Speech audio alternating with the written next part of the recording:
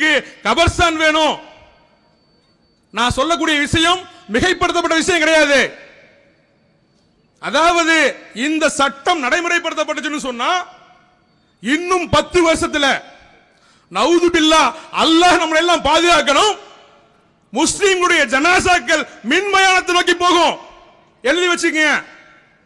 உங்களுடைய மறுமை வாழ்க்கையுடைய துவக்கம் எங்க இருந்து துவங்கணும் எழுதி வச்சுக்கங்க. நான் மிகைப்படுத்தி பேசல. உதாரணம் சொல்லட்டுமா? இன்னைக்கு இந்து சமூகத்தில் எல்லாருமே எரிக்கக்கூடிய நபர்கள் கிடையாது. அவர்கள் பாதி பேர் புதைக்கின்ற பழக்கம் இருக்குது. ஆனா இன்னைக்கு பெருநகரங்கள் எல்லாத்திலையுமே அவர்களுடைய குலவழக்கம் எரிப்பதாக இருந்தாலும் சரி, புதைப்பதாக இருந்தாலும் சரி, அவர்கள் அனைவரும் எங்க கொண்டு போயிட்டு இருக்காங்க?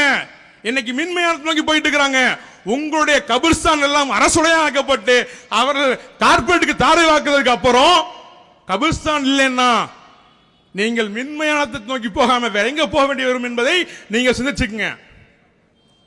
உங்களுக்கு இருக்க ஒரே வழி நீங்க களத்துல போராடுறது மட்டும்தான். இந்த சட்டத்துக்கு எதிராக நீங்க போராடுறதை தவிர உங்களுக்கு எந்த வாய்ப்புமே இல்லை.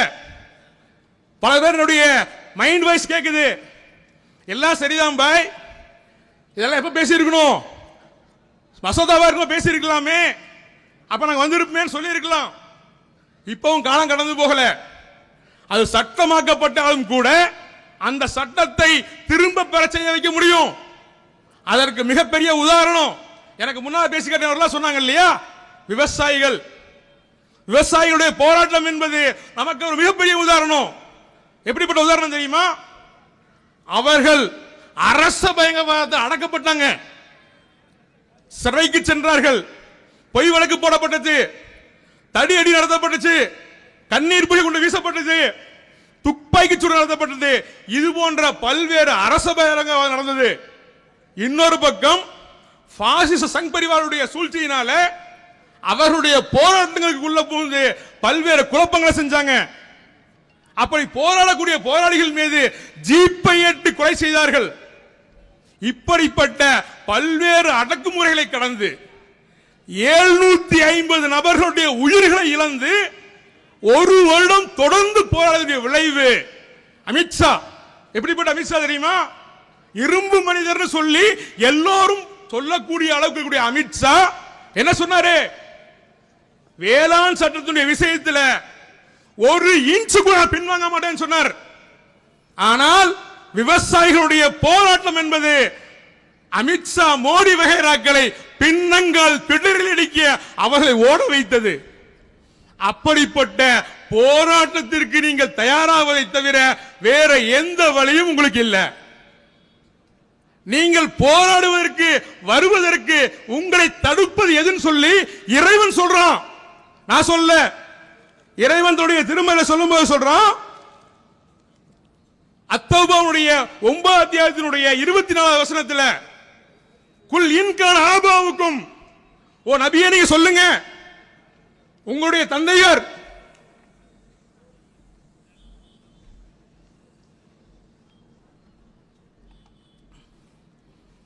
குல் இன்கான ஆபாவுக்கும், நபியே நீங்கள் சொல்வீராக, உங்களுடைய தந்தைமார்கள், அபுனாவுக்கும் உங்களுடைய பிள்ளைகள், இஹ்வானுக்கும் உங்களுடைய சகோதரர்கள், அஜ்வாஜுக்கும் உங்களுடைய மனைவிமார்கள்,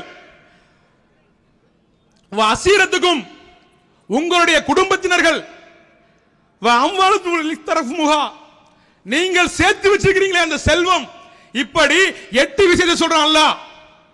நீங்க சேர்த்து வச்சிருக்க செல்வம், நீங்கள் அஞ்சு செய்யறீங்களே நஷ்டமாயிருமோன்னு சொல்லி அந்த வியாபாரம், அதே போல நீங்கள் திருப்தி அடைவதற்காக கட்டி வச்சிருக்கீங்களே உங்களுடைய வீடுகள், இதுகள் தான் என்ன பண்ணுது?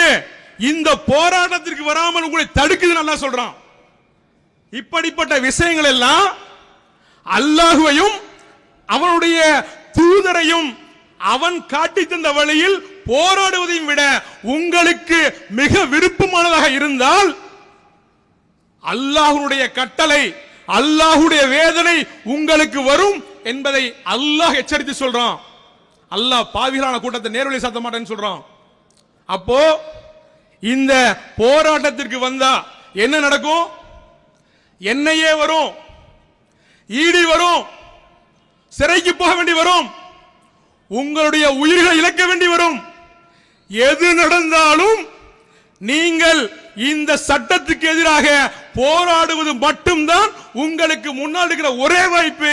நீங்கள் களத்திற்கு போராட வர வேண்டும் என்று கேட்டுக்கொண்டு வாய்ப்புக்கு நன்றி விடைபெறுகிறேன். வாஹிர் அல்ஹம்துலில்லாஹி ரப்பில் ஆலமீன். அஸ்ஸலாமு அலைக்கும்.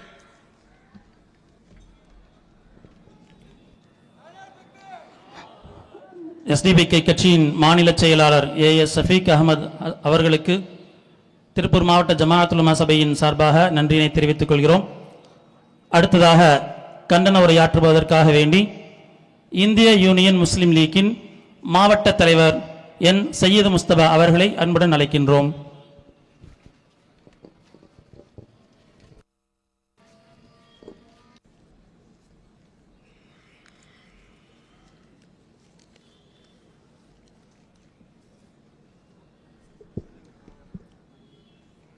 அனைவருக்கும் மாலை வணக்கம்.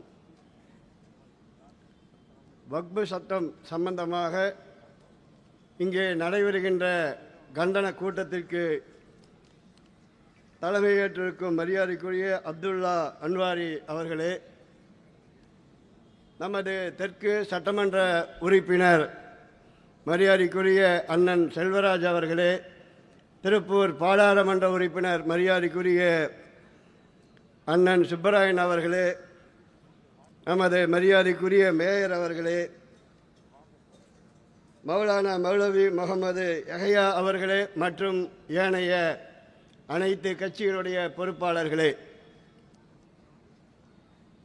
இங்கே வக்பு மசோதா என்ற காரணத்தால் தற்போது தமிழகம் முழுவதும் ஜமாத்துல் உலமா ஒரு கண்டன பொதுக்கூட்டத்தை நடத்த வேண்டும் என்று சொல்லி ஆரம்பிக்கப்பட்டுள்ளது.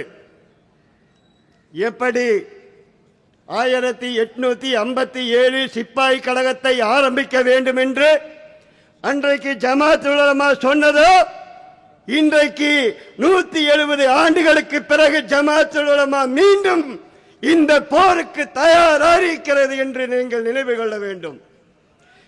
இன்றைக்கு தமிழ்நாடு முழுவதும் 25 லட்சம் இஸ்லாமியர்கள் தெருவிலே இறங்கி வக்ஃப் போராட்டத்துக்காக நாம் போராடி வருகிறோம். ஒன்று, ஷைத்தான் சில நேரங்களில் செய்யக்கூடிய வேலைகளில் நன்மையும் நடக்கும் என்றால், இந்த தேச விடுதலைக்காக போராடுவதற்காக முதல் குரல் கொடுத்தவர்கள் நமது உலமாக்கள். நமது உலமாக்கள் குரல் கொடுத்த காரணத்தினால்தான் 90 ஆண்டு காலம் இந்த தேச விடுதலைக்காக பாடுபட்டு 65,000 இஸ்லாமியர்கள் உயிர் தியாகம் செய்து இந்த தேச விடுதலை நாம் பெற்று தந்தோம் என்பதை நினைவில் கொள்ள வேண்டும். டெல்லியிலே பதிக்கப்பட்டுள்ள கல்வெட்டிலே முதல் இடத்தில் இருக்கக்கூடிய 65,000 இஸ்லாமியர்கள் லைனாக ஒவ்வொன்றாக வரும். ஆனா ஒரே வருத்தம் மட்டும், ஒரு பூஜ்ஜியம் கூடி கிடையாது. அவன்தான் RSS வாரி, இந்துத்துவவாதி. இந்த தேச விடுதலை வேண்டாம் என்று சொன்னவன், இந்த தேச விடுதலைக்காக போரிடுவதற்கு துணை நிற்காதவன், ஆங்கிலேய அடிமைக்கு அடிவணிந்து சுவை நக்கி 6 முறை மன்னிப்பு கடிதம் கொடுத்த சாவர்கர் இன்றைக்கு பாராளுமன்றத்திலே படம் வைக்கப்பட்டிருக்கிறது என்றால் நாம் எங்கே சென்று கொண்டிருக்கிறோம் என்பதை நீங்கள் முதலில் நினைவு கொள்ள வேண்டும். கொஞ்ச நேரத்துக்கு முன்னாடி பார்த்தோம்னா ஒரு பெரிய காத்துன்னு சொன்ன ஒரு அபரிமிதமான காத்து மழை வர்ற மாதிரி எனக்கு ரொம்ப மனசு சங்கடம். ஏன்னா இந்த கூட்டத்தை முதல் முழுமையாக ஜமாத்துல் உலமாவுடைய முழு உழைப்போடு இந்த கூட்டம் இங்கே நடைபெறுகிறது. யாருடைய துணையும் கிடையாது. நாங்கள் ஜமாத்துல் உலமாவை கேட்டோம், உங்களுக்கு ஏதாச்சும் பணி செய்யணும், உங்களுக்கு வாலண்டியர்ஸ் வேணும், ஏதாச்சும் சொல்லுங்கன்னு சொன்னோம். எங்கள் நபர்கள் உலமாக்கள் அத்தனை நபர்களும் இன்றைக்கு பலம் பொருந்தி நாங்கள் இதற்காக பாடுபடுவோம் என்று அவர்கள் வந்து வீதியிலே இறங்கி இருக்கிறார்கள் என்பதை நீங்கள் நினைவில் கொள்ள வேண்டும். இந்த சட்டம் கொண்டு வர்றதுக்கு முன்னாடி ஒரு விஷயம், அதாவது 173 ஆண்டுகளுக்கு முன்பு லண்டன் பிரதிஜி, லண்டனில் இருக்கிற கவுன்சிலர் வக்பு சொத்துக்களை அரசுடைமை ஆக்க வேண்டும் என்று வெள்ளைக்காரன் ஆங்கிலேயன் ஒரு சட்டத்தை கொண்டு வந்தான். 173 ஆண்டுகளுக்கு பிறகு 2023 டிசம்பர் 8 நாடாளுமன்றத்தில் பிஜேபியினுடைய ஒரு எம்பி தனிநபர் மசோதாவை கொண்டு வந்து வக்பு சொத்துக்களை அரசுடைமை ஆக்க வேண்டும் என்று சொன்னான். 23க்கு பிறகு மீண்டும் ஆட்சிகள் மாறுகிறது, பிஜேபியுடைய ஆட்சி வருது. நீங்க ஒரு விஷயம் நம்ம தெரிஞ்சுக்கணும், இந்த தேசம் விடுதலை பெற்று இன்றைக்கு 75 ஆண்டுகள் வரை ஆகிவிட்டது. இந்த 75 ஆண்டுகளிலே பிஜேபியுடைய ஆட்சி என்பது ஒரு 13 மாசம், ஒரு 4.5 வருஷம், ஒரு இப்ப 11 வருஷம். இதுதான். இடையில ஜனதாதளங்கிற கட்சிகள் வந்து ஒரு 5 ஆண்டு காலம். காங்கிரசனுடைய ஆட்சி என்பது 52 ஆண்டுகள் இந்த தேசத்திலே ஆட்சி செய்திருக்கிறது. நிம்மதியான ஆட்சி. இந்த நாடு வல்லரசை நோக்கி சென்று கொண்டிருந்தது. தற்போது பார்த்தீர்கள் என்றால் பிஜேபியுடைய ஆட்சியிலே 1000 ஆண்டுகள் பின்தங்கி காலங்கள் மாறி போய் கொண்டிருக்கிறது. அண்மையில பார்த்திருப்போம் ஒரு விசேஷம் வடநாடுகள்ல, அதாவது இந்த கலர்களை வந்து யார் மேல வேணாலும் அடிச்சுக்கலாங்கிற ஒரு விசேஷம். அதுக்கு அந்த யூபியுடைய முதல்வர் சொல்றாரு, 53 வருடத்துக்கு 53 வாரங்கள் நீங்கள் ஜிம்மா தொழுகை செல்கிறீர்கள், ஏன் இந்த வாரம் நீங்கள் ஜிம்மா தொழுகை செல்லக்கூடாது என்று. ஒரு நாட்டினுடைய ஒரு மாநிலத்தினுடைய முதலமைச்சர் சொல்கிறார், 53 வாரம் நீங்கள் தொடர்ந்து பள்ளிக்கு செல்கிறீர்களே, இந்த ஒரு வாரம் ஏன் போகக்கூடாது என்று. பள்ளிகளுக்கு எல்லாம் பார்த்தீங்கன்னா பூரா பேக்கிங். ஒரு தேசம், இந்த நாடு விடுதலை பெற்றது, அதுக்கு முழு உரிமையை கொடுத்தது இந்த சமுதாயம். இந்த சமுதாயத்தினுடைய மக்களை வஞ்சிக்கின்ற யூபியுடைய அரசாங்கம். அந்த கலர்களை எப்படி போடுறாங்கன்னு பார்த்துக்கணும். அதாவது யாராச்சும் கல்யாணம் ஆகாத பெண்மணி இருந்துன்னா, அவங்க சொந்த பந்தம் இருந்துன்னா கொண்டு போய் கலர் பூசுவாங்க. இதுதான் நடைமுறையில் இருக்கக்கூடிய விஷயம். சாக்கடைகள், கழிச்சடைகள், அவன் என்ன செய்யறான், சாக்கடையில் இருக்கக்கூடிய தண்ணீரை ஜக்கில வந்து எவர் புர்கா போட்டிருக்கிறாங்களோ அல்லது யாரு தொப்பி போட்டிருக்கிறாங்களோ அல்லது பெரும்பான்மையாக இருக்கக்கூடிய இந்துக்களை சாக்கடை நீரை தெளித்ததை நீங்கள் அனைவரும் பார்த்திருப்பீர்கள். யூபியுடைய அரசாங்கம் என்பது மிகவும் இந்த தேசத்தில் மோசமான நிலையில் போய்கொண்டிருக்கிறது. 2 லட்சத்துக்கும் மேற்பட்ட அரசு சொத்து, வக்பு சொத்தை அபகரிப்பதற்கு யூபி அரசாங்கம் அதை கங்கணம் கொட்டி பாட்டுக் கொண்டிருக்கிறது.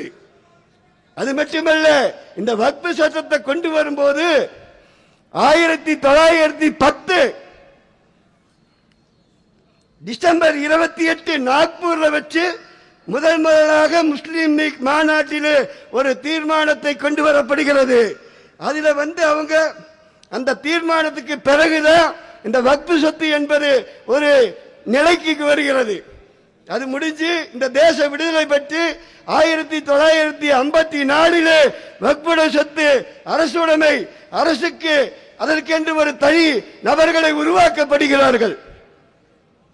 அந்த 54 வரை இன்று வரை 3 முறை நாடாளுமன்றத்தில் சிறு சிறு திருத்தங்களை கொண்டு வந்தது.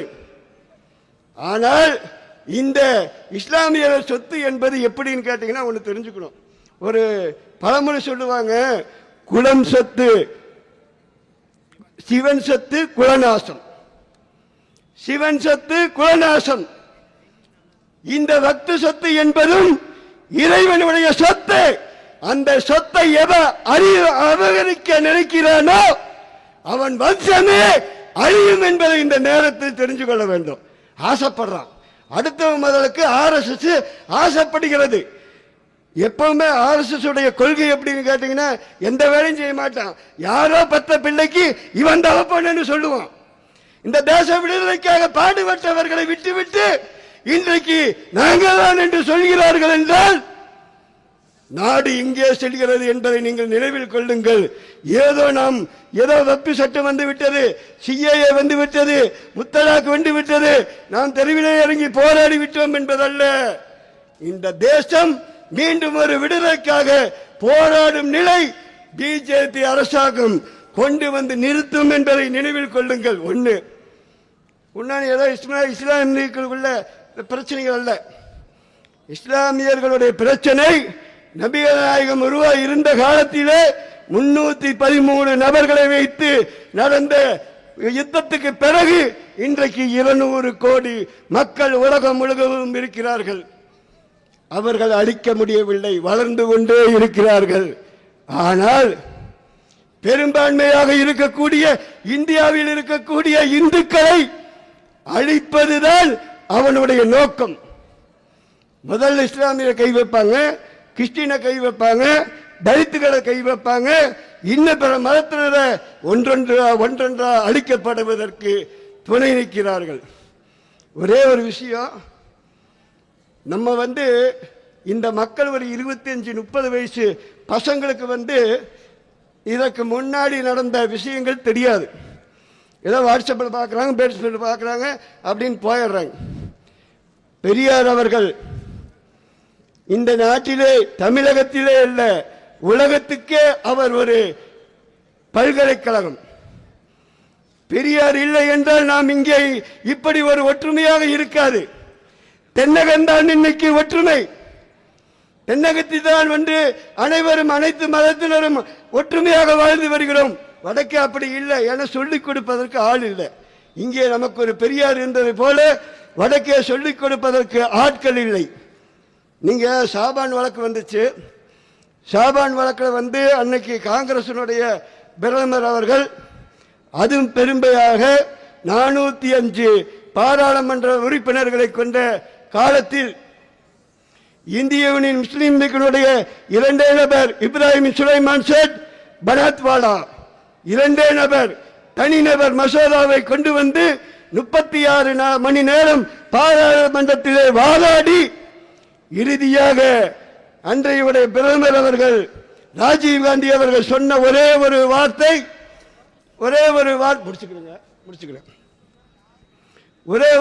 என்னன்னு கேட்டா, 36 மணி நேரம் பேச பாராளுமன்றத்தில் ராஜீவ் காந்தி பிரதமர் சொன்ன விஷயம், நீங்கள் சொன்ன இந்த சட்டம் பெண்களுக்காக சொன்ன சட்டம் இது இஸ்லாமியர்களுக்கு மட்டுமல்ல, ஒட்டுமொத்த இந்தியாவில் இருக்கக்கூடிய பெண்களுக்கான சட்டம், அதை நான் உடனே ரத்து செய்கிறேன் என்று அன்றைக்கு சொன்னார்கள். இன்னைக்கு பார்த்தீங்கன்னா நம்ம ஒரு விஷயம் தெரிஞ்சுக்கணும்.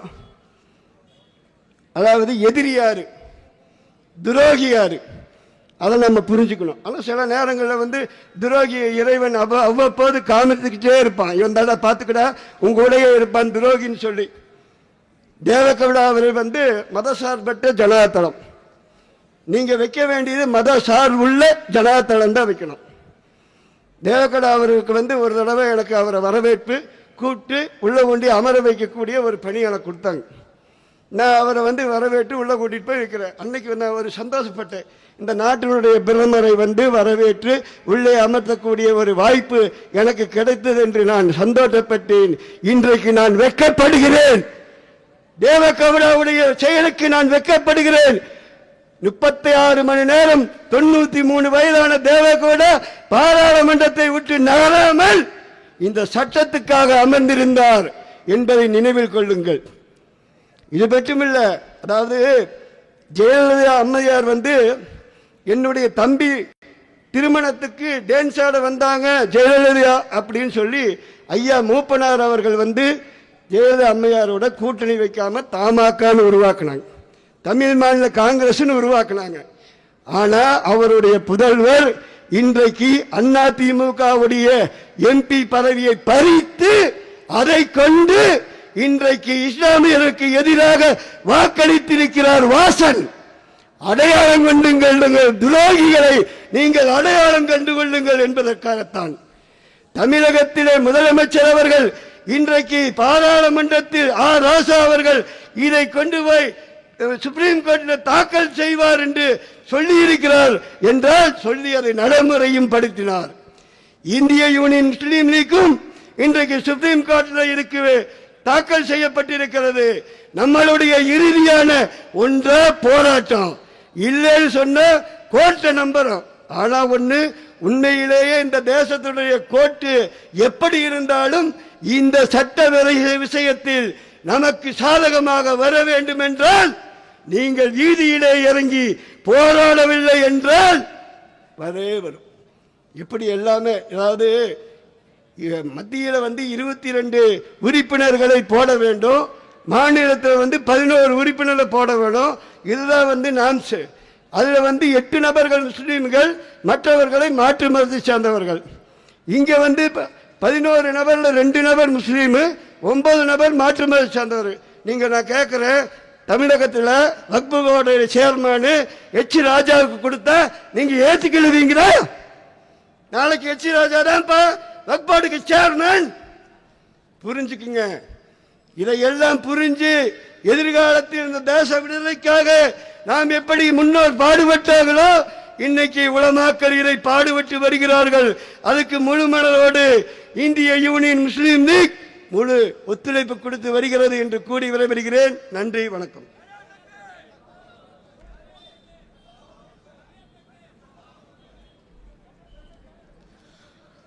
அன்பர்களுக்கு ஒரு முக்கியமான அறிவிப்பு. இந்த சைடில் நிற்கக்கூடியவங்க கொஞ்சம் பின்னாடி தள்ளி நின்றீங்கன்னு சொன்னால் போக வரக்கூடியவங்களுக்கு கொஞ்சம் வழி கிடைக்கும். அவர்களுக்கு வழிவிட்டு நில்லுங்க. பின்னாடி வாகனம் நிறுத்துவதற்காக வேண்டி இடம் ஏற்பாடு செய்யப்பட்டு வாலண்டியர்ஸ்கள் நிற்க வைக்கப்பட்டிருக்கிறார்கள். தயவு செய்து வாலண்டியர்ஸ்களுக்கு ஒத்துழைப்பு கொடுங்க.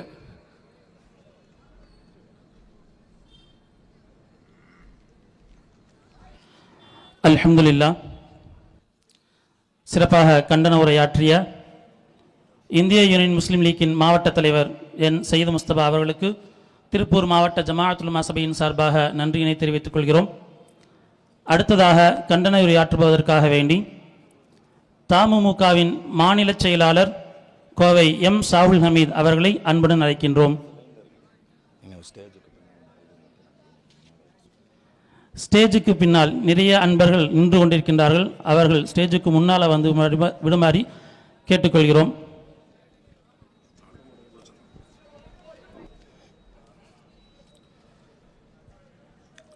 அல்ஹம்துலில்லாஹி ரப்பில் ஆலமீன் அர்-ரஹ்மானிர் ரஹீம் மாலிக் யௌமித்தீன் இய்யாக நஹ்மது வ இய்யாக நஸ்தஈன் இஹ்தினஸ் ஸிராத்தல் முஸ்தகீம் ஸிராத்தல் லதீன அன்அம்த அலைஹிம் கைரில் மக்தூபி அலைஹிம் வலல்லாலீன் ஆமீன்.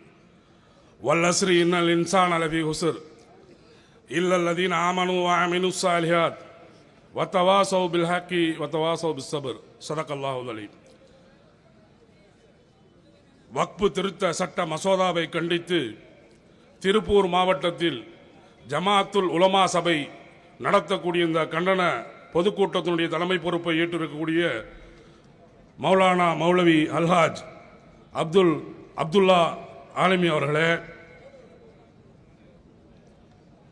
இந்த நிகழ்விலே சிறப்பு விருந்தினராக கலந்து கொண்டிருக்கக்கூடிய நாடாளுமன்றத்தினுடைய உறுப்பினர் அண்ணன் சுப்பராயன் அவர்களே,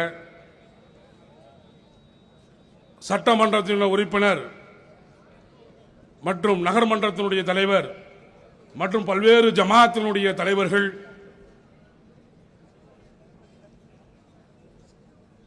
இங்கு கூடியிருக்கக்கூடிய அனைத்து உலமாக்களுக்கும் அனைத்து இயக்க கட்சி தோழர்களுக்கும் கட்சியினுடைய பிரதிநிதிகளுக்கும் இங்கு என்ன பேச போகிறார் என்று செவிமடுத்துக் கொண்டிருக்கக்கூடிய இல்லத்து இருந்து கேட்டுக்கொண்டிருக்கக்கூடிய அனைவர்கள் மீதும் ஏக இறைவனுடைய சாந்தியும் சமாதானமும் என்றென்றும் நின்று நிலவப்படட்டுமாக என்று பிரார்த்தித்தவனாக அல்லாஹ்வுடைய தூதர் எம்பெருமான ரசூலே கரீம் ஸல்லல்லாஹு அலைஹி வஸல்லம் அவர்கள் மீதும் அவர்களுடைய குடும்பத்தார்கள் மீதும் அவருடைய சொல் செயல் அனைத்தையும் இமைகளும் பிசகாமல் செய்த சத்திய சஹாபாக்கள் மீதும் ஆலிம்கள் மீதும் தபக தாவிகள் மீதும் உண்டாகட்டுமாக மீண்டும் ஒரு முறை பிரார்த்தித்தவனாக எனக்கு முன்னால் பேசிய அனைவருமே வக்ஃபு திருத்த சட்ட மசோதாவை பற்றி மிக அழகான கருத்துக்களை எடுத்து வைத்தார்கள். இதற்கு பின்பு பேசக்கூடியவர்களும் எடுத்து வைப்பார்கள் என்ற நம்பிக்கையோடு எனக்கு கொடுத்திருக்கின்ற நேரம் 12 நிமிடம். 12 நிமிடத்துக்குள் இந்த பாசிச அரசாங்கத்தால் நம் சமூகம் வஞ்சிக்கப்பட்டதை உங்களுக்கு எந்த அளவுக்கு எடுத்து வைக்க முடியும் என்று எனக்கு தெரியவில்லை. இருந்தாலும் காலத்தின் அருமை கருதி எனக்கு பின்னால் நிறைய தலைவர்கள் பேச வாய்ப்பு இருக்கிற காரணத்தினால் அல்லாஹ் அவருடைய கருத்தையும் நீங்கள் கேட்டுவிட்டு களைய வேண்டும் என்பதற்காக வேண்டி இப்படி ஒரு ஒற்றுமையை ஏற்படுத்தி தந்த வல்ல இறைவனுக்கு முதல் நன்றியை தெரிவிக்கிறேன். நன்றியை தெரிவித்தது மட்டுமல்ல, இதை உருவாக்கி தந்த அமித்ஷா நரேந்திர மோடிக்கு முதல் நன்றியை சொல்லணும். ஏன்னா இன்னைக்கு உலமாக்கள் களமிறங்கி இருக்கிறான் என்று சொன்னால் அது சர்வசாதாரண விஷயம் இல்லை. போராட்டத்தை விடுவதற்காக அல்ல, போராட்டத்தை முன்னெடுப்பதற்காக எங்களுடைய முன்னோர்கள் ஆளுங்கள். நாங்கள் பள்ளிவாசல்களிலே மிம்பர் படிகளை பயணிப்பது எதற்கு தெரியுமா? இந்த சமூகத்துக்கு அறிவுரை சொல்ல, தீவிரவாதத்தை பரப்புவதற்கல்ல, இந்த சமூகத்திற்கு அச்சமூட்டி எச்சரிக்கை செய்வதற்காக வேண்டி, நல்வழிப்படுத்துவதற்காக வேண்டி. இந்த கூட்டத்தில் பார்த்திருப்பீங்க, வந்திருக்க உளவுத்துறை அன்பர்களும் பிற கட்சியை சார்ந்து வந்திருப்பீங்க. இங்க ஒரு சகோதரன் பீடி குடிக்க மாட்டான், இங்க ஒரு சகோதரன் மது அருந்தி இருக்க மாட்டான், தேவையில்லாத பேச்சுக்கள் இருக்காது. என்ன சொல்லுகிறார்கள், என்ன பேசுகிறார்கள் என்கின்ற கருத்தை இந்த மக்கள் செவி கொடுத்து கேட்டிருப்பாங்க. ஏன்னு கேட்டா இந்த கூட்டத்தில் யார் இருக்கிறார் என்று சொன்னால் மலக்குமார்கள் அமர்ந்து கொண்டு இருக்கிறார்கள். நம்ம அல்லாஹ்வுடைய ஷரியத் சட்டத்திற்காக என்ன செய்யறோம், இங்க நம்ம குரல் கொடுக்கிறோம். இங்க மட்டுமல்ல, தமிழகம் முழுவதும் இன்றைக்கு உலமாக்களுடைய பொதுக்கூட்டம் நடந்துட்டு இருக்குன்னு சொன்னா இங்க யார் இருக்கா? அல்லாஹ்வுடைய மலக்குமார்கள் இருக்காங்க. நீங்க உட்கார்ந்து இருக்கீங்களே, பத்ரு போர்ல 313 சஹாபாக்கள் இருக்கக்கூடிய காலகட்டத்தில் ஆயிரக்கணக்கான எதிரிகள் இருக்கக்கூடிய அந்த போர்க்களத்தில் அல்லாஹ் வெற்றியை தந்தானே, அதுபோல வெற்றியை நமக்கு தரமாட்டான் என்கின்ற நம்பிக்கையில் நீங்கள் இருந்தீர்கள் என்று சொன்னால், பாய் அமீன்மெண்ட் தான் பாய் நிறைவேற்றிட்டாங்களே அப்படின்னு நீங்க இருந்தீங்கன்னு சொன்னா, ஆட்சியாளர் யாரு? மனம் நிறைவை மாற்றக்கூடியவன் அல்லாஹ் ஒருவன். இவ்வளவு பிரச்சனை நமக்கு எப்படி வருதுங்க? லா இலாஹ இல்லல்லாஹ் முஹம்மது ரசூலுல்லாஹ் ஒரே கலிமா தாங்க, வேற ஒண்ணுமே இல்லை. லா இலாஹ இல்லல்லாஹ் முஹம்மது ரசூலுல்லாஹ் இந்த திருக்கலிமாவை நம்ம என்னைக்கு சொன்னோமோ, இஸ்லாமியெல்லாம் ஏத்துக்கொண்டோமோ, அதுதான் பிரச்சனை அவனுக்கு, வேற ஒண்ணுமே இல்லை. எந்த லா இலாஹ இல்லல்லாஹ் எந்த கடவுளும் இல்லை அல்லாஹ் தஆலாவை தவிர, முடிஞ்சு போச்சு. இதுதான் பிரச்சனை. இது இல்ல, நீ தொழுக மாட்ட, நீ தண்ணி அடிச்சிட்டு இருப்ப, நீ விபச்சாரம் பண்ணிட்டு இருப்ப, நீ வட்டி வாங்குவேன்னு சொன்னா உன்னை இந்த அரசாங்கம் கண்டுக்காது, மோடியும் கண்டுக்க மாட்டான், அமித்ஷாவும் கண்டுக்க மாட்டான். உங்களுக்கு எப்படி வேணாலும் நீங்க வாழலாம். நீங்கள் என்னைக்கு லா இலாஹ இல்லல்லாஹ் முஹம்மது ரசூலுல்லாஹ் சொன்னீங்களோ அன்னைக்கு பிடிச்சது உங்களுக்கு என்னது? இந்த மார்க்கத்தை பின்பற்றக்கூடிய முஸ்லிம்கள் ஆகிட்டா நாளைக்கு இவனுக்கு ஆட்சி அதிகாரத்தில் இருக்க முடியாது, இவனுடைய பொய் பொருட்டுகளை வெளியே சொல்ல முடியாதுங்கிறத அடிப்படையில் தான் நம்மளை கொண்டு என்ன செஞ்சான், என்பிஆர் என்ஆர்சின்னு சொல்லி கொண்டு வந்து உட்கார வச்சான். ஞாபகம் இருக்கா உங்களுக்கு? குடியுரிமை திருத்த சட்டம் சொல்லிட்டு நம்மளை கொண்டு வந்து ரோட்ல உட்கார வச்சு ஷாயின் பாக்ல உருவ வச்சானே. இந்த 11 ஆண்டு கால ஆட்சி காலத்தில் என்ன செஞ்சா சொல்லுங்க? நரேந்திர மோடி இந்த இந்திய திருநாட்டிற்காக செய்த தகவல், இந்த இஸ்லாமியருக்கு செய்த துரோகத்தை மட்டும் நான் பட்டியலிட்டு என்னுடைய உரையை நான் முடித்துக் கொள்கிறேன். அன்புக்குரிய சகோதரர்களே, என்ஆர்சி என்பிஆர் போன்ற சட்டங்களை வைத்து நம்முடைய குடியுரிமையை பரிசோதிக்கும் விதமாக நடந்த போது ரோட்ல வந்து உட்கார்ந்து அந்த சட்டம் அமெண்ட்மெண்ட் பாஸ் செய்யப்பட்டாலும் இன்னைக்கு நிலுவையில் நிற்கப்பட்டிருக்கு. நம்ம ஒன்றுபட்டதுனால்தான் நமக்கு வெற்றி கிடைத்ததுங்கிற உங்களுக்கு நினைவுபடுத்துவதற்காக வேண்டிய சொல்றேன். அடுத்து முத்தலாக் விஷயம். இஸ்லாமியர் அல்லாதவரை வைத்து முத்தலாக்கு விஷயத்துல இந்த அரசாங்கம் தலையிட வேண்டிய அவசியம் இருக்கு? தேவையில்லையே. முத்தலாக்கு விஷயத்துல ஒரு தலையிட்டு இந்த சமூகத்தை மிகப்பெரிய ஒரு பாதிப்புக்குள்ளான அரசாங்கம் தான் இந்த மத்தியில் ஆளக்கூடிய ஒரு அராஜகமான ஒரு என்ன சொல்லணும்னு சொன்னா ஒரு அறிவில்லாத ஒரு ஆட்சி. நாக்பூரிலிருந்து என்ன தகவல் சொல்றாங்களோ அதை நடைமுறைப்படுத்தக்கூடிய ஒரு ஆட்சியாளராகத்தான் இன்னைக்கு பிரதமர் நரேந்திர மோடி அவர்கள் இருந்துட்டு இருக்காரு. அடுத்தது என்னது? காஷ்மீர் பிரச்சனை. பாருங்க, நம்மளை எடுத்து ஆட்சியில் நமக்கு கொடுத்தது இதெல்லாம் மறந்துட்டோம். இதெல்லாம் நம்ம சமூகம், இதெல்லாம் நம்ம மறந்து என்ன சொல்ல, வெந்ததை தின்று விட்டு விதி வந்தால் சாவோங்கிற ஒரு கூட்டமா மாறிட்டோம். சிந்திக்கிறதே இல்லை. அல்லாஹ்வுடைய தூதரையும் இன்னைக்கு நம்ம சிந்திக்கிற ரமதான் மாசத்துல பள்ளி வாசல்ல மிகப்பெரிய கூட்டமா இருந்திருக்கும். ஒரு ஜும்மா போதுங்க, ஒரு ஜும்மா போதுங்க. ஒரு ஜும்மாவுடைய பள்ளி வாசல் இமாம்கள் நினைத்தார்கள் என்ற ஜும்மா முடிஞ்சு அத்தனை பேரும் ரோட்டுக்கு வந்தோம் சொன்னா முடிஞ்சு போச்சு. அமித்ஷா அவர்களே, எங்களை தொட்டு விட்டீர்கள். தொட்டு விட்டது சாதாரண விஷயம் அல்ல. எங்களுடைய ஷரியத் சட்டத்தை அல்லாஹ்வுடைய சொத்து மிளகை வச்சுட்டு, அல்லாஹ்வுடைய சொத்து எங்களுடைய சொத்து, நாங்க வாங்கவோ விற்கவோ முடியாத ஒரு சொத்து. அந்த சொத்தை நீ வந்து என்ன செய்யற, அபகரிக்கிறதுக்குண்டான ஒரு திட்டத்தை நீ போட்டே சொன்னா உன்னை விட மாட்டோம். அடுத்தது என்ன பண்ணா, லவ் ஜிஹாத்னு ஒரு பிரச்சனை காப்பலாம். எங்கெல்லாம் முஸ்லீமும் முஸ்லீம் அல்லாதவரும் ஒரு பழக்கம் ஏற்பட்டு நட்புன்னு சொன்னா உடனடியாக என்ன செஞ்சான், லவ் ஜிஹாத்துங்கிற ஒரு கலவரத்தை ஏற்படுத்தி மிகப்பெரிய ஒரு பாதிப்பு ஏற்படுத்தலாம். அடுத்தது தப்லீக் ஜமாத் சகோதரர்கள் தெரியும் உங்களுக்கு எவ்வளவு பெரிய ஒரு சீரழிவுக்கு ஆளானாங்கன்னு சொல்லி. எங்க கொரோனாவுடைய காலகட்டத்தில் இதெல்லாம் மறந்த செய்தி, இந்த சமூகத்துக்கு சொல்லணும். கொரோனாவில் எச்சிய துப்புனாங்க முஸ்லீம் சொல்லி என்ன செஞ்சான், மிகப்பெரிய ஒரு கலவரத்தை ஏற்பட முயற்சி செஞ்ச அயோக்கிய பெயர்கள் இந்த RSS கைவர்கள் என்பதை மறந்துவிடக்கூடாது. ஏன் இதை சொல்லுகிறேன் என்று சொன்னால், சமீபத்தில் ஒரு 3-4 மாதங்களுக்கு முன்னால், ஒரு 3 மாதம் இருக்கு நினைக்கிறேன், இங்க வந்து ஒரு சகோதரர் வந்து புக்கு விழாவில் வந்து என்ன செய்யறாரு, மகாத்மா காந்தியை கொண்டவன் வந்து நாதுராம் கோச்சே தான் சொல்லி ஒரு செய்தியை சொல்லக்கூடிய நேரத்தில் அந்த நாதுராம் கோச்சே RSS காரன் சொன்ன உடனே போயிட்டாங்க. RSS காரங்களாம் போயிட்டு பயங்கரமான ஒரு பிரச்சனை பண்றாங்க. எங்க அந்த நிர்வாகத்தில் எப்படி நீங்க பண்ணுவீங்க, இவங்களை எப்படி அனுமதி கொடுப்பீங்க, எங்களுக்கு கூட்டம் கொடுங்கன்னு சொல்லி கேட்கிறாங்க.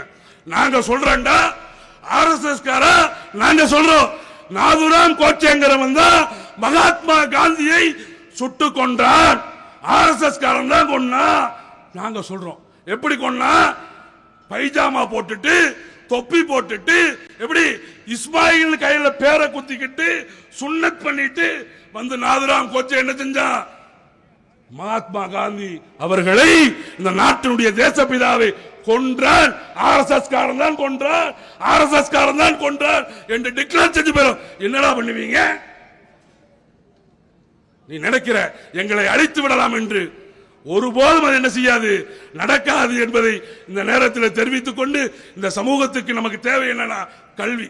அன்புக்குரிய ஆலிம்களே, உலமாக்களே, உங்களிடம் நான் கேட்கக்கூடிய ஒரே விஷயம், உங்களால் தான் இந்த சமூகத்தை மேம்படுத்த முடியும், உங்களால் தான் இந்த சமூகத்தை சீர்படுத்த முடியும், உங்களால் தான் கல்வியை மக்களுக்கு புகுத்த முடியும் என்கின்ற ஒரு உன்னத நோக்கத்தில் இந்த நேரத்திலே தமிழ்நாடு முஸ்லிம் முன்னேற்ற கழகத்தின் சார்பாக அன்பான வேண்டுகோளை வைக்கிறேன். கல்வி படிக்க சொல்லுங்க. நம்ம சமூகத்தை IAS, IPS, வழக்கறிஞர், எப்படி நீதிபதிகளை போன்றவர்களை உருவாக்குங்கள். ஏன் உருவாக்க வேண்டும் என்று சொல்லுகிறேன், 5 வருஷம் ஆட்சி செஞ்சாப்ல வாஜ்பாய், அப்போ ராணுவத்தில், காவல்துறையில், நீதித்துறையில், மருத்துவத்துறையில், அத்தனை துறையில் RSS காரன் உட்கார வச்சிட்டான். இந்த 11 ஆண்டு காலம் அறுவடை செஞ்சிட்டு இருக்கான் யாரு, நம்ம நரேந்திர மோடி. எப்போ பல்லாயிரக்கணக்கான உயிர்களை கொன்று குவித்த அயோக்கியன், குஜராத்திலே கொன்று குவித்தானே முஸ்லிம்களை, கருவில் இருந்த குழந்தையை எடுத்து நிலத்தில் அடிச்சு கொண்டேடா, அந்த வழக்கில் இருந்து தப்பிச்சவ. எப்படி ஒவ்வொரு பட்டியல் போட எனக்கு நேரம் இல்லை. இல்லை என்று சொன்னால் RSS காரா நீ நினைக்கின்ற உன்னுடைய பண்டவாளங்களை தண்டவாளம் போட்டு இந்த மக்கள் மத்தியில் எங்க உலமாக்கள் சொல்லித்தர வேண்டியது. நிறைய படிக்கிறாங்க, நிறைய படிச்சுட்டு இருக்காங்க. ஒரு கதை, இந்த இஸ்லாமிய சமுதாயம் எப்படி இருக்குன்னு கேட்டீங்கன்னா, மிகப்பெரிய ஒரு காடு, அந்த காட்டுல தீப்பத்தி எரியுது. சாதாரண காடு இல்லைங்க, நம்ம வந்து எடுக்கக்கூடிய அமேசான் காடுன்னு எடுத்துக்கங்க. அந்த காட்டில் இருக்கக்கூடிய காடு பூரா தீப்பத்தி எரியுது. எரிஞ்சு இருக்கக்கூடிய நேரத்தில் அந்த காட்டில் ஒண்ணுமே மிச்சமாகல, ஒரே ஒரு ஓனாய் மிச்சமாகுது. ஒரே ஒரு அந்த ஓனாய் வந்து உணவுக்காக வேண்டி தேடிட்டு இருக்கிற நேரத்தில் ஒரே ஒரு முயல் என்ன செய்யுது, அந்த உணவுக்காக ஏங்கி நிற்கக்கூடிய நேரம். அப்போ இந்த ஓனாய் வந்து முயலை பார்த்துருது. பார்த்த உடனே அந்த ஓனாய் முயலை துரத்திக்கிட்டே இருக்குது. அது ஒரு காலம் கையில் அகப்படல. துரத்தி ஓய்வாயி முயல் போய் ஒரு பொந்துக்குள்ள உட்காந்துருது. ஓனாய் வெளியே நின்று வேடிக்கை பார்க்குது. கெஸ்ட் எல்லாம் வாங்கி முடிஞ்சதுக்கு அப்புறம் ஓனாய் கேட்குது, ஏப்பா நீ எனக்கு உணவா கிடைக்காட்டியும் பரவாயில்ல, நீ என்ன செய்ய, ஏன் எனக்கு உணவா நீ அகப்படலைன்னு கேட்கக்கூடிய நேரத்தில் அந்த ஓனாய் சொல்லிச்சாமா, நான் என் உயிரை காப்பாற்றிக் கொள்ள ஓடினேன், நீ உணவுக்காக ஓடினாய் என்று ஒரு விஷயத்தை பதிவு செய்த இந்த சமுதாயம் தன் உயிரை காப்பாற்ற ஓடிக்கொண்டிருக்கிறது. போராட்ட களம் என்பது போராடாமல் நம்முடைய வெற்றியை நாம் அடைய முடியாது. போராட்டமே நமக்கு வெற்றியை தரும். கல்விதான் நமக்கு முக்கியத்துவம் என்பதை நீங்கள் உணர்ந்து கொண்டு இந்த சமுதாயத்தில் வாழ்வது இந்த சமுதாயமாக இருக்கட்டும், வீழ்வதாக நாமளாக இருக்கட்டும் என்று கூறி வாய்ப்புக்கு வல்ல இறைவனுக்கு நன்றி கூறி முடித்துக் கொள்கிறேன். வாகர்த்தவான் அல்ஹம்துலில்லாஹ் பில் ஆலமீன்.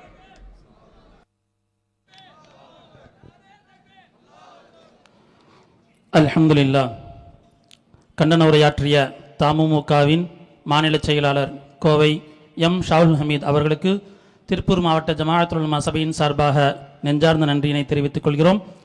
அடுத்ததாக கண்டன உரையாற்றுவதற்காக வேண்டி திருப்பூர் மாநகரத்தின் காங்கிரஸ் தலைவர் ஆர் கிருஷ்ணன் அண்ணன் அவர்களை அன்புடன் அழைக்கின்றோம்.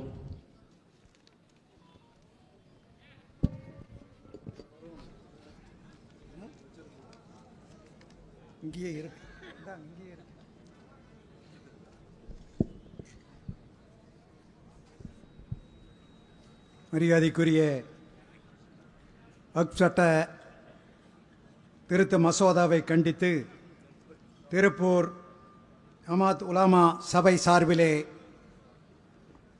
நடைபெறுகின்ற கண்டன கூட்டத்திலே பங்கேற்றிருக்கின்ற மரியாதைக்குரிய நாடாளுமன்ற உறுப்பினர் தோழர் சுப்பராயன் அவர்களே, தெற்கு தொகுதியினுடைய சட்டமன்ற உறுப்பினர் மரியாதைக்குரிய செல்வராஜ் அவர்களே, மற்றும் இங்கே வருகின்றிருக்கின்ற வணக்கத்திற்குரிய மேயர் தினேஷ்குமார் அவர்களே, மற்றும் இங்கே அனைத்து ஜமாத்களிலே இருந்து வருகின்றிருக்கின்ற நிர்வாகிகளே, இங்கே கூடியிருக்கின்ற பெரும் திரளான இஸ்லாமிய பெருமக்களே, இங்கே பேசுகின்றவர்கள் எல்லோரும் சுட்டிக்காட்டியது போல இன்றைக்கு அனைவரும் ஒற்றுமையாக இருந்து களத்திலே இறங்கி கடுமையாக போராட்டங்களை சந்தித்தால் நிச்சயமாக ஓராண்டு காலம் விவசாயிகள் தலைநகரை நோக்கி எந்த அளவுக்கு ஆங்காங்கே ரோட்டிலே முகாமிட்டு அவர்கள் உணவை சமைத்து சாப்பிட்டு கொண்டு அந்த போராட்டத்திலே வெற்றி பெற்று அந்த விவசாயிகளுக்கு எதிராக கொண்டு வந்த 3 சட்டங்களையும் இதே அமித்ஷாவும் மோடி அவர்களும் திருப்பி வாங்கினார்கள். ஆகவே அதைத்தான் அப்பொழுது பேசியவர்கள் சுட்டி காட்டினார்கள். ஏனென்று சொன்னால் ஒற்றுமையாக இருந்து கடுமையான போராட்டங்களை நாடு முழுவதும் நடத்தினால் நிச்சயமாக இந்த சட்டத்தையும் திருப்பி வாபஸ் பெறுவார் என்பது எல்லோருக்கும் அறிந்த உண்மை. ஆகவேதான் இங்கே பேசியவர்கள் எல்லாரும் சுட்டி காட்டினார்கள். இன்றைக்கு எப்படி அந்த 1910 துவங்கப்பட்டு அதிலே சில திருத்தங்களை செய்து பாதுகாக்க வேண்டும் என்ற நோக்கத்தோடு பண்டிதர் ஜவஹர்லால் நேரு அவர்கள் காலத்திலே 1955 ஆண்டிலே சில திருத்தங்களை கொண்டு வந்து அந்த மேலும் இந்த வக்ஃப் வாரிய சட்டத்தை பாதுகாத்தார்கள். அதற்கு பிறகு 95 ஒரு திருத்தம் கொண்டு வந்தார்கள். ஆனால் இவர்கள் இன்றைக்கு கொண்டு வந்திருக்கின்ற இந்த திருத்தம் பாராளுமன்ற கூட்டுக்குழுவிலே அந்த சட்டத்தை அனுப்பி அதிலே விவாதங்கள் நடந்து கொண்டிருந்த பொழுது நமது இந்திய கூட்டணியில இருந்தவர்கள் அந்த குழுவிலே இருந்த 10 பேரும் கடுமையான எதிர்ப்புகளை தெரிவித்து பல திருத்தங்களை கொடுத்தார்கள். ஆனால் எந்த திருத்தத்தையும் ஏற்றுக்கொள்ளப்படவில்லை. அவர்கள் எல்லாரும் வெளிநடப்பு செய்தார்கள். அதற்கு பிறகு ஒரு வாரத்திலே அந்த சட்டம் பாராளுமன்றத்திலே தாக்கல் செய்யப்படுகின்றது. தாக்கல் செய்து வெடிய வெடியா அங்கே விவாதங்கள் நடத்தி அந்த சட்டத்தை தீர்மானமாக நிறைவேற்றி இருக்கின்றார்கள். ஆகவே எதற்கு இதை சொல்லுகிறேன் என்று சொன்னால், அவர்களை பொறுத்தளவிலே பாராளுமன்றத்திலே என்ன கேள்வி கேட்டாலும் சரியான பதிலை சொல்லுவது கிடையாது. பாராளுமன்றம் நடக்காமல் இருக்க வேண்டும் என்றே அவர்களும் நினைக்கின்றார்கள். ஆகவே அதே போல இன்றைக்கு இஸ்லாமிய மக்களுக்கு என்னென்ன இழப்புகள், கல்வி உதவித்தொகை நாடு முழுவதும் நிறுத்திவிட்டார்கள். அதே போல காஷ்மீரிலே இன்றைக்கு அந்த காஷ்மீரிலே இருக்கின்ற இஸ்லாமிய மக்களுக்கு எவ்வளவு கொடுமைகளை செய்து கொண்டு அது மாநிலமாக இருந்ததை 2ஆக பிரித்து யூனியன் பிரதேசமாக மாற்றி இருக்கின்றார்கள். அதே போல எண்ணற்ற சட்டங்களை கொண்டு வந்து இஸ்லாமிய மக்களை நசுக்க வேண்டும் என்று நினைக்கின்றார்கள். ஆகவே இந்த வக்ஃப் வாரியத்திற்கு வந்த அந்த சொத்துக்கள் எல்லாம் இந்திய நாடு சுதந்திரம் பெற்ற போது இங்கே இருந்து பாகிஸ்தானுக்கு சென்ற நிறைய செல்வந்தர்கள் இஸ்லாமியர்கள் அவர்கள் இந்த வாரியத்திற்காக கொடுக்கப்பட்ட சொத்துக்கள் தான் இந்த வக்ஃப் வாரியத்திலே இருக்கின்ற 75% சொத்துக்கள். அது போக இங்கே இருக்கின்ற பல செல்வந்தர்கள் வசதி படைத்தவர்கள் இந்த சொத்து அவர்களுக்கு இருக்கின்ற அபீதமான சொத்துக்களை எல்லாம் இந்த வாரியத்திற்கு வழங்கி இருக்கின்றார்கள். எதற்காக? இந்த சமூகம் இஸ்லாமிய சமூகம் வளர்ச்சி அடைய வேண்டும், பாதிக்கப்பட்டவர்களுக்கு உதவி செய்ய வேண்டும் என்ற நல்ல நோக்கத்தோடு அவர்கள் இதை செய்தார்கள். ஆனால் இவர்கள் அந்த சொத்துக்களை எல்லாம் அந்த வக்ஃப் வாரியத்திலே இருந்து எடுத்து கார்ப்பரேட் கம்பெனிகளுக்கு தாரை வார்த்து அந்த பல பகுதிகளிலே வக்ஃப் வாரியத்திலே இருக்கின்ற சொத்துக்கள் இருக்கின்ற இடத்தில் கனிம வளங்கள் இருக்கின்றன. அந்த கனிம வளத்தை கொள்ளையடிப்பதற்கு அதானி அவர்களுக்கு இந்த சொத்துக்களை எல்லாம் இதிலே இருந்து எடுத்து கொடுப்பதற்கான திட்டங்களைத்தான் இன்றைக்கு மோடி அவர்கள் செய்து கொண்டிருக்கின்றார்கள். நிச்சயமாக அனைத்து இஸ்லாமிய மக்களும் இந்திய நாடு முழுவதும் கடுமையான போராட்டங்களை வீதியிலே இறங்கி செய்தால் நிச்சயமாக இந்த வக்ஃப் வாரிய திருத்த சட்டத்தை திருப்பி பெறுவார்கள் என்பதை இந்த நேரத்திலே கூறி, எந்த போராட்டங்கள் நடத்தினாலும் இந்திய நாட்டிலே இருக்கின்ற எங்களுடைய அருமை தலைவர் ராகுல் காந்தி அவர்களும் சோனியா காந்தி அவர்களும் பிரியங்கா காந்தி அவர்களும் துணை நிற்பார்கள். இந்திய தேசிய காங்கிரஸ் என்றைக்கும் இஸ்லாமிய மக்களுக்காக துணை நிற்கும் என்பதை கூறி வாய்ப்புக்கு நன்றி கூறி விடைபெறுகின்றேன். நன்றி, வணக்கம்.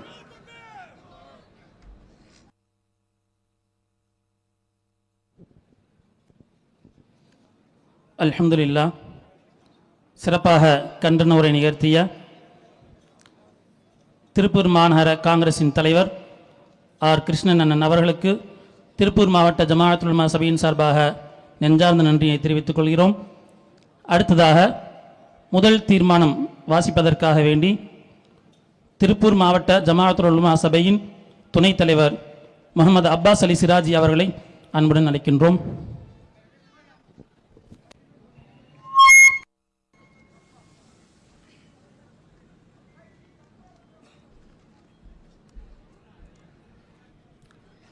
அஸ்ஸலாமு அலைக்கும் வரஹ்மத்துல்லாஹ். தீர்மானம் 1. அண்மையில் ஒன்றிய அரசு நிறைவேற்றியுள்ள வக்ஃப் திருத்த சட்டம் அரசியலமைப்பு சட்டம் வழங்கியுள்ள வழிபாட்டு உரிமைகளுக்கும் தனி மனித உரிமைகளுக்கும் எதிரானது, இந்திய முஸ்லிம்களை வேட்டையாடும் கெடுநோக்கம் கொண்டது, முஸ்லிம்களை தனிமைப்படுத்துவதை இலக்காக கொண்டது என்று உறுதியாக நம்புகிறோம். இச்சட்டத்தை கொண்டு வந்ததற்கு ஒன்றிய அரசு கூறும் காரணங்கள் ஏற்கத்தக்கவே அல்ல. அண்மையில் ஒன்றிய அரசு நிறைவேற்றியுள்ள வக்ஃப் திருத்த சட்டம் அரசியலமைப்பு சட்டம் வழங்கியுள்ள வழிபாட்டு உரிமைகளுக்கும் தனி மனித உரிமைகளுக்கும் எதிரானது, இந்திய முஸ்லிம்களை வேட்டையாடும் கெடுநோக்கம் கொண்டது, முஸ்லிம்களை தனிமைப்படுத்துவதே இலக்காக கொண்டது என்று உறுதியாக நம்புகிறோம். இச்சட்டத்தை கொண்டு வந்ததற்கு ஒன்றிய அரசு கூறும் காரணங்கள் ஏற்கத்தக்கவே அல்ல. குடியுரிமை திருத்த சட்டம், முத்தலாக் தடை சட்டம், காஷ்மீர் சிறப்பு அந்தஸ்து ரத்து என சிறுபான்மையினருக்கு எதிராக தொடர்ந்து ஓரவஞ்சனையோடு சட்டங்களை இயற்றி வரும் ஒன்றிய அரசை வன்மையாக கண்டிக்குகிறோம். வக்ஃப் திருத்த சட்டத்தை திரும்ப பெற வேண்டும் என்று ஒன்றிய அரசை வலியுறுத்துகிறோம். இந்த சபையின் மூலம் தெரிவித்துக் கொள்கிறோம். அஸ்ஸலாமு அலைக்கும் வரஹ்மத்துல்லாஹ். नारे तकबीर, नारे तकबीर, नारे तकबीर.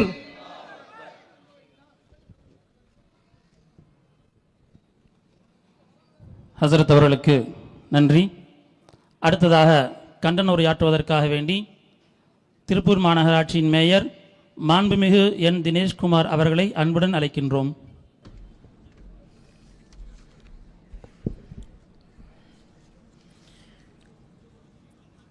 வக்ஃப் சட்ட திருத்த மசோதாவை கண்டித்து திருப்பூர் மாவட்ட ஜமாத்துல் உலமா சபை நடத்துகின்ற மாபெரும் கண்டன பொதுக்கூட்டத்துடைய தலைவர் மௌலானா மௌலவி அலாஜ் அப்துல்லா அவர்களே, கண்டன பேருரையாற்ற வருகின்றிருக்கக்கூடிய இந்திய கூட்டணியுடைய நாடாளுமன்ற உறுப்பினர்களில் ஒருவரும் இந்திய கம்யூனிஸ்ட் கட்சியினுடைய முன்னணி தலைவர்களில் ஒருவரும் தொடர்ந்து வஞ்சிக்கப்படுகின்ற தமிழகத்தினுடைய குரலாக நாடாளுமன்றத்தில் குரல் எழுப்பி இந்த சட்டத்திருத்த மசோதாவில் தமிழர்களுடைய கருத்துக்களை, நம்முடைய இஸ்லாமிய சகோதரருடைய கருத்துக்களை தெளிவாக எடுத்துரைத்து கண்டனத்தை பதிவு செய்ய வருகின்றிருக்கக்கூடிய நம்முடைய திருப்பூர் நாடாளுமன்ற உறுப்பினர் மரியாதைக்குரிய தோழர் சுப்பராயன் அவர்களே,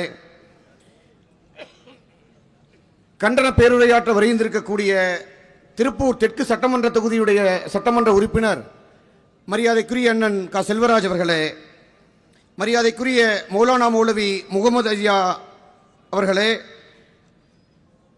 திருப்பூர் மாநகராட்சியுடைய துணை மேயர் மரியாதைக்குரிய அண்ணன் MKM பாலசுப்ரமணியம் அவர்களே, காங்கிரஸ் திருப்பூர் மாநகர் மாவட்டத்துடைய தலைவர் மரியாதைக்குரிய அண்ணன் கிருஷ்ணன் அவர்களே, திருப்பூர் தெற்கு மாநகர கழகத்துடைய செயலாளர் அருமை சகோதரர் நாகராஜன் அவர்களே, மேடையிலே அமர்ந்திருக்கக்கூடிய ஆன்றோர்களே, சான்றோர்களே, வருகை தந்திருக்கக்கூடிய கண்ணியத்திற்குரிய இஸ்லாமிய அன்பு சொந்தங்களே, உங்கள் அனைவருக்கும் அன்பு வணக்கங்கள். வக்பு சட்டத்திருத்த மசோதா என்பது ஒரே வரியில் சொல்ல வேண்டும் என்று சொன்னால், இந்திய ஜனநாயகத்தின் மீது ஒரு பயங்கர தாக்குதலை மத்திய பாஜக அரசு, ஒன்றிய அரசு நிகழ்த்தி இருக்கிறது என்பதுதான் நிதர்சனமான உண்மை. இந்தியாவுடைய பன்முகத்தன்மையை, மத நல்லிணக்கத்தை சீர்குலைக்கக்கூடிய வகையில் இந்த சட்டத்திருத்த மசோதா இன்றைக்கு நாடாளுமன்றத்திலே சட்டமாக்கப்பட்டிருக்கிறது. அனைத்து வகையான குறுக்கு வழிகளை எல்லாம் பயன்படுத்தி மத்தியில் ஆளக்கூடிய ஒன்றிய அரசு இந்த சட்டத்தை அமல்படுத்தி இருக்கிறது என்கின்ற உண்மையை நாம் புரிந்து கொள்ள வேண்டும். ஆக்கிரமிப்புகளை அகற்றுவதற்கான சட்ட திருத்தம் என்று சொல்லி இஸ்லாமிய சொத்துக்களை, வக்பு சொத்துக்களை ஆக்கிரமிப்பதற்கான சட்ட முன்வடிவுகளை இந்த சட்ட திருத்த மசோதா அமல்படுத்தி இருக்கிறது என்பதுதான் நிதர்சனமான உண்மை. ஜெகதாம்பா பால் என்பவரை நீங்கள் நன்றாக உணர்ந்து கொள்ள வேண்டும். யார் அந்த ஜெகதாம்பா பால்? நாடாளுமன்றத்தினுடைய கூட்டுக்குழு தலைவராக இன்றைக்கு நாடாளுமன்றத்தில் இந்த வக்பு சட்ட திருத்த மசோதா சட்டமாக்கப்பட்டிருக்கிறது. தமிழகத்தை சார்ந்த 39 நாடாளுமன்ற உறுப்பினர்கள் தொடர்ந்து நாடாளுமன்றத்தில் போராடிய காரணத்தினால் கடந்த ஆகஸ்ட் மாதத்தில் நிறைவேற்றப்பட வேண்டிய சட்டம் நாடாளுமன்றத்தினுடைய கூட்டுக்குழுவுக்கு அனுப்பப்பட்டு பல்வேறு விவாதங்கள் நடத்த வேண்டிய சூழ்நிலையில் நம்முடைய எதிர்க்கட்சியுடைய உறுப்பினருடைய கருத்துக்களுக்கெல்லாம் மதிப்பளிக்காமல் அவர்களையெல்லாம் ஒட்டுமொத்தமாக சஸ்பெண்ட் செய்துவிட்டு தன்னிச்சையாக ஜெகதாம்பா பால் நாக்பூர் தலைமையிடமாக கொண்ட RSS உடைய கைப்பாவை, மோடியுடைய எண்ணங்களை செயல்படுத்தக்கூடிய நாடாளுமன்ற குழுடைய சட்ட திருத்தத்துடைய தலைவர் 655 பக்க வரைவறிக்கையை தன்னிச்சையாக தயாரித்து எதிர்க்கட்சி உறுப்பினர்களுக்கு இரவு 8 மணியளவில் அந்த திருத்தத்தை கொடுத்து 10 மணிக்குள்ள, விடியற்காலை 10 மணிக்குள்ள அதற்கான அவர்களுடைய கருத்துக்களை பதிவு செய்ய வேண்டும் என்று சொல்லி நாடாளுமன்றத்தில் அவசரமாக ஒரு குறிப்பிட்ட காலக்கெடுவிற்குள் விவாதத்தை நடத்தி அவசர கதியாக அந்த சட்ட திருத்த மசோதா இன்றைக்கு நிறைவேற்றப்பட்டிருக்கின்றது. நாடாளுமன்ற வரலாற்றில் ஒரு சட்ட திருத்த மசோதா என்பது, குறிப்பாக நம்முடைய வக்பு சட்ட திருத்த மசோதாவில் மோடி அரசு 33 புதிய உள்ளீடுகள், மீண்டும் குறிப்பிடுகின்றேன், 33 புதிய உள்ளீடுகள், 45 மாற்றங்கள், 37 நீக்கங்கள் என்று 115 திருத்தங்களை ஒரு நாடாளுமன்ற வரலாற்றில் ஒரு சட்டம் உருவாக்கப்படுகின்ற பொழுது, நிறைவேற்றப்படுகின்ற பொழுது ஒரு 115 திருத்தங்களை முதல் முறையாக அமல்படுத்தியது என்பது இந்த வக்பு சட்ட திருத்த மசோதாவில் தான்.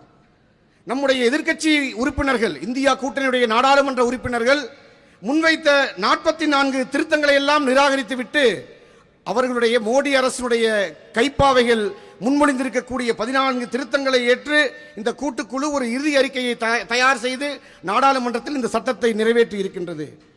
அன்பிற்குரியவர்களே, ஒரு கருத்தை நீங்கள் நன்றாக புரிந்து கொள்ள வேண்டும். ஒரு 115 திருத்தங்களை அமல்படுத்தி ஒரு சட்டத்தை நிறைவேற்றுகிறது என்று சொன்னால் அந்த சட்டத்தை ரத்து செய்வதற்கு சமம்.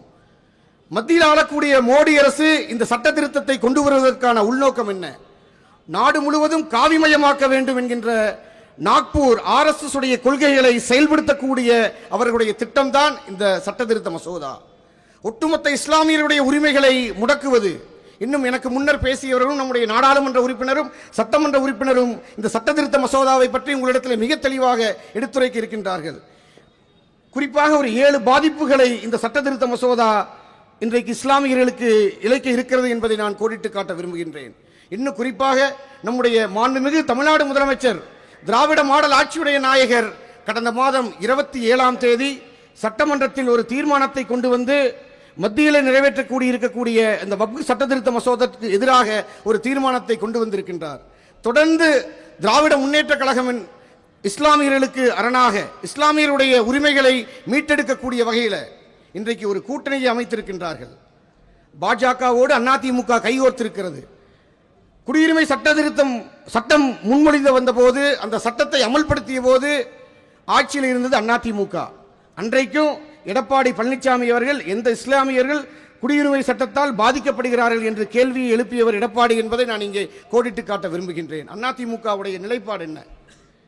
இன்றைக்கு அவர்களுடைய கள்ளக்கூட்டணி இன்றைக்கு வெளிச்சத்திற்கு வந்திருக்கிறது என்பதுதான் நிதர்சனமான உண்மை.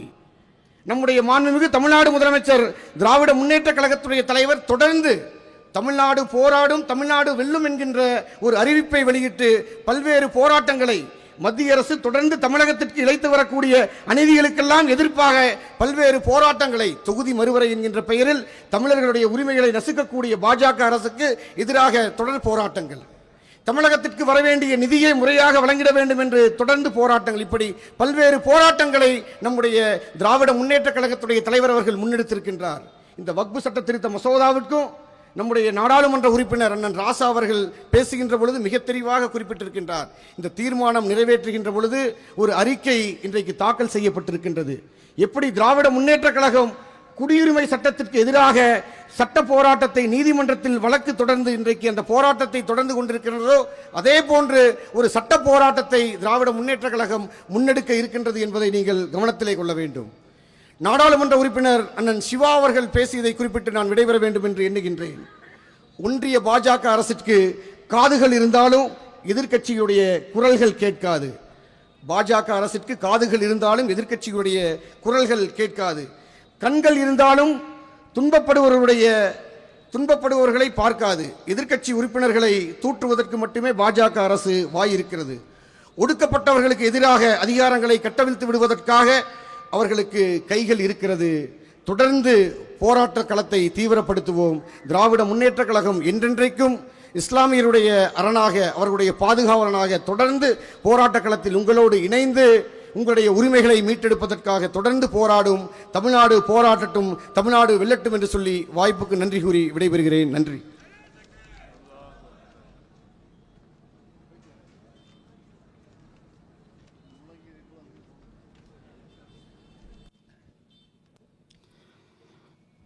அல்ஹம்துலில்லாஹ்.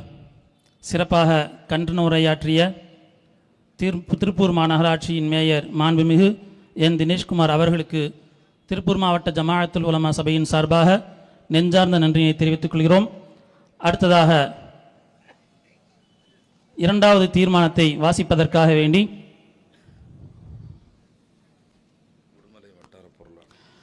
உடுமலை வட்டார பொருளாளர் யூசுப் காஷிஃபி ஹசரத் அவர்கள் அன்புடன் அழைக்கின்றோம்.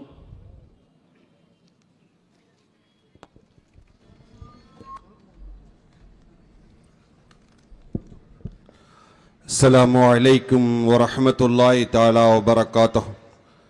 அனைவரின் மீதும் அல்லாஹ்வுடைய சாந்தியும் சமாதானம் உண்டாகட்டும். தீர்மானம் 2. தமிழ்நாடு சட்டமன்றத்தில் வக்ஃப் திருத்த சட்டத்தை திரும்ப பெற வலியுறுத்தி தீர்மானம் நிறைவேற்றிய தமிழ்நாடு அரசுக்கும் தமிழ்நாடு முதலமைச்சர் திரு மு.க. ஸ்டாலின் அவர்களுக்கும் தீர்மானத்தை ஆதரித்த எதிர்க்கட்சிகளுக்கும் உலங்கணிந்த நன்றியையும் பாராட்டையும் தெரிவித்துக் கொள்கிறோம். இந்த தீர்மானம் பாசிசத்திற்கு எதிரான தத்துவ போரில் வெற்றிக்கனியாய் பறிப்போம் என்கின்ற புதிய நம்பிக்கையை இந்திய மக்களின் இதயங்களில் விதைத்துள்ளதை எண்ணி பெருமகிழ்வு அடைகிறோம். இத்தீர்மானத்தை பாஜக அல்லாத கட்சிகளும் ஆதரித்ததன் மூலம் தமிழ்நாட்டில் பாரதிய ஜனதா கட்சி அரசியல் ரீதியாக தனிமைப்படுத்தி இந்தியாவுக்கே தமிழ்நாடு வழிகாட்டி இருக்கிறது. பாஜக அல்லாத கட்சிகள் ஆளும் மாநிலங்களில் தமது சட்டமன்றங்களில் இதுபோன்ற தீர்மானங்களை ஏற்றுவதோடு இதுபோன்ற கருப்பு சட்டங்களை எங்கள் மாநிலங்களில் நாங்கள் செயல்படுத்த மாட்டோம் என்று அறிவிக்க வேண்டும். தீர்மானம் 2, தமிழ்நாடு சட்டமன்றத்தில் வக்ஃபு திருத்த சட்டத்தை திரும்ப பெற வலியுறுத்தி தீர்மானம் நிறைவேற்றிய தமிழ்நாடு அரசுக்கும் தமிழ்நாடு முதலமைச்சர் திரு மு.க. ஸ்டாலின் அவர்களுக்கும் தீர்மானத்தை ஆதரித்த எதிர்க்கட்சிகளுக்கும் உலங்கணிந்த நன்றிகளையும் பாராட்டுகளையும் தெரிவித்துக் கொள்கிறோம். இந்த தீர்மானம் பாசிசத்திற்கு எதிரான தத்துவ போரில் வெற்றி கனியை இன்ஷா அல்லாஹ் பறிப்போம் என்கிற புதிய நம்பிக்கையை இந்திய மக்களின் இதயங்களை விதைத்துள்ளதை எண்ணி பெருமகிழ்வு அடைகிறோம். இத்தீர்மானத்தை பாஜக அல்லாத எல்லா கட்சிகளும் ஆதரித்ததன் மூலம் தமிழ்நாட்டில் பாரதிய ஜனதா கட்சி அரசியல் ரீதியாக தனிமைப்படுத்தி இந்தியாவுக்கே தமிழ்நாடு வழிகாட்டியிருக்கின்றது. பாஜக அல்லாத கட்சிகள் ஆளும் மாநிலங்கள் தமது சட்டமன்றங்களில் இதுபோன்ற தீர்மானங்களை ஏற்றுவது போன்று இதுபோன்ற கருப்பு சட்டங்களை எங்கள் மாநிலங்களில் நாங்கள் செயல்படுத்த மாட்டோம் என்று அறிவிக்க வேண்டும். நாரே தக்பீர், நாரே.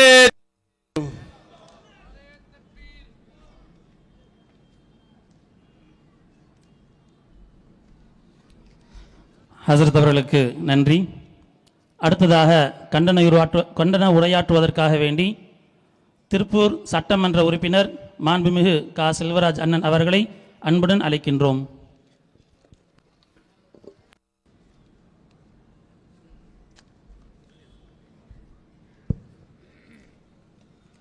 எல்லோருக்கும் வணக்கம். வகுப்பு சட்ட திருத்த மசோதாவை கண்டித்து நடைபெறும் மாபெரும் கண்டன பொதுக்கூட்டத்திற்கு தலைமை பொறுப்பு ஏற்றிருக்கக்கூடிய அன்பிற்கினிய ஐயார் அப்துல்லா அவர்களே,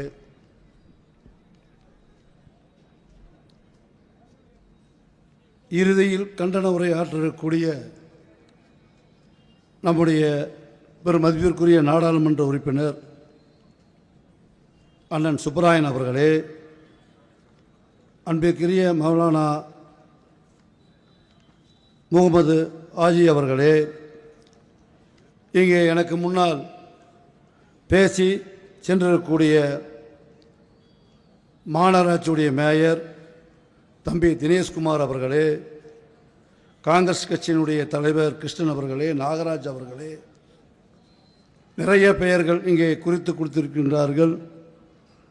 நேரத்தின் அருமை கருதி அத்தனை பேரையும் எங்களுடைய உடன்பிறப்புகளை என்று வழிந்து எதிரே வீற்றிருக்கக்கூடிய அத்தனை அருமை சகோதரர்களுக்கும் உள்ளபடியே இந்த நிகழ்ச்சி என்பது ஒன்றிய அரசை கண்டிக்கின்ற நிலையில் உலமாக்களை தெருவுக்கு வர வைத்து உலமாக்கள் மூலமாக இந்த அரசுக்கு ஒரு எச்சரிக்கை விடுவிக்கின்றது வரலாற்றில் இதுதான் முதல் முறை என்று எண்ணுகின்றேன். அவர்கள் நம்முடைய பள்ளிவாசல் அரங்கத்தில் உட்கார்ந்துதான் இஸ்லாமிய சகோதரர்களுக்கு அறிவுரை போதிப்பார்கள். அதுதான் நாம் நடைமுறையிலே பார்த்திருக்கின்றோம், கேட்டிருக்கின்றோம். இன்றைக்கு இராணுவ கட்டுப்பாப்பாக நின்று மேடையை சுற்றியும் அவர்கள் பாதுகாப்பரனாக, இஸ்லாமிய மக்களுக்கு மட்டும் பாதுகாப்பரன் அல்ல, இந்தியாவில் வாழக்கூடிய அனைத்து மதத்து மக்களுக்கும் இந்த உலமாக்கள் பாதுகாப்பாக நிற்பார் என்ற ஒரு வரலாற்றை தமிழ்நாட்டிலே பதிவு செய்திருக்கின்றார்கள். இதுதான் ஒரு வரலாறு. தூங்கி கிடந்தவர்களை தட்டி எழுப்பியிருக்கின்றது ஒன்றிய அரசு. நாங்கள் மௌனமாக இருந்தால் எங்களை ஏறி மிதிக்க வேண்டும் என்று எண்ணினால் குட்ட குட்ட குனிகின்ற வர்க்கம் நாங்கள் அல்ல, நிமிர்ந்து நிற்போம் என்கின்ற அடையாளத்தை காட்டுகின்ற வரலாறு இன்றைக்கு தமிழ் மண்ணிலே பதிந்திருக்கின்றது.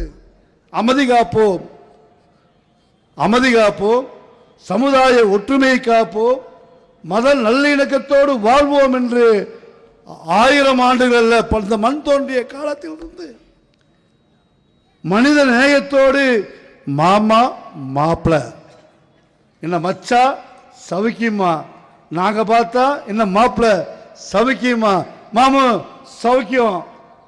இதுதான் வரலாறு. அந்தந்த மொழியில் தமிழ் மொழி என்று சொன்னால், தமிழ்நாடு என்று சொன்னால் மாமா மாப்பிள, இதுதான் நம் உறவு. உன் சகோதரியை நான் உனக்கு கொடுத்திருக்கின்றேன், எனது சகோதரியை நான் உங்களுக்கு கொடுத்திருக்கின்ற வரலாறு படிக்கின்ற வகையில் அந்த தொப்புள் குடி உறவோடு வாழக்கூடிய ஒரு மரபை உணர்த்தெரிய இன்றைக்கு ஒன்றிய மோடி அரசு முயற்சிக்கின்றது. ஒருபோதும் அவர்கள் முயற்சி வெல்லாது. தற்காலிகமாக இருக்கிறாம ஒழிய அதை தடுத்து நிறுத்துகின்ற அரணாக நான் நேசிக்கின்ற இயக்கம் என்று சொன்னால் அண்ணா அவர்கள் எழுதுவார்கள், பேரின அண்ணா அவர்கள் எழுதுவார்கள் கடிதம் தம்பிக்கு என்று எழுதுவார். அந்த தம்பிக்கு என்று கடிதம் எழுதுகின்ற போது எல்லா ஜாதியும் அதில் அடங்கியிருக்கும். மூச்சாய் நினைக்கின்ற முத்தமிழ் அறிஞர் கலைஞர் எழுதுவார், உடன்பிறப்பே என்று எழுதுவார்.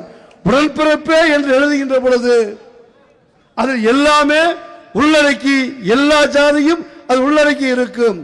இன்றைய அரசு, திராவிட மாடல் அரசு, பேர் அண்ணாவுடைய வழியில் வந்த அரசு, முத்தமிழறிஞர் கலைஞர் வழிந்த அரசு, திராவிட மாடல் அரசு, தமிழ்நாட்டின் முதலமைச்சர் உங்களில் ஒருவன் என்று கடிதம் எழுதுவார். சிந்தித்து பார்க்க வேண்டாமா?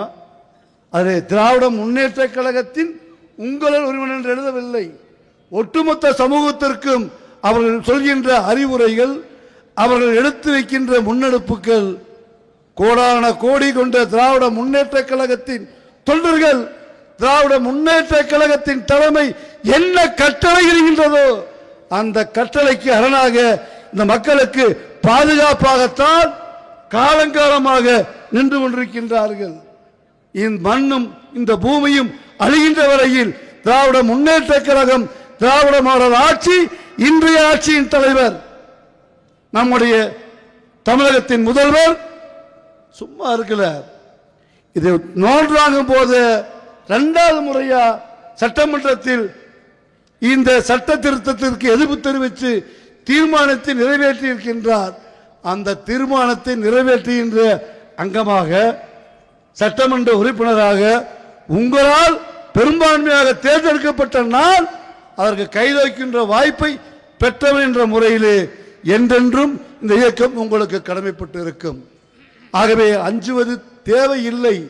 ஆனால் உலமாக்களை களத்தில் இறக்கி இன்றைக்கு இவ்வளவு பெரிய கூட்டத்தை உலமாக்கள் இட்ட கட்டளைக்கு சபையில்தான், அரங்கத்தில்தான், பள்ளிவாசலில்தான் நாம் கட்டுப்படுவோம். ஆனால் தெருவில் சமுதாய மக்களை வரவைத்து எங்கள் சக்தி என்ன என்று பாரு, என் மக்களுக்கு சொல்வதற்கல்ல, RSS காரனுக்கும் இந்து முன்னணிக்காரனுக்கும் ஒன்றியத்தை ஆளக்கூடிய மோடிக்கும் எங்கள் கூட்டம் இது கமி, இது கமி.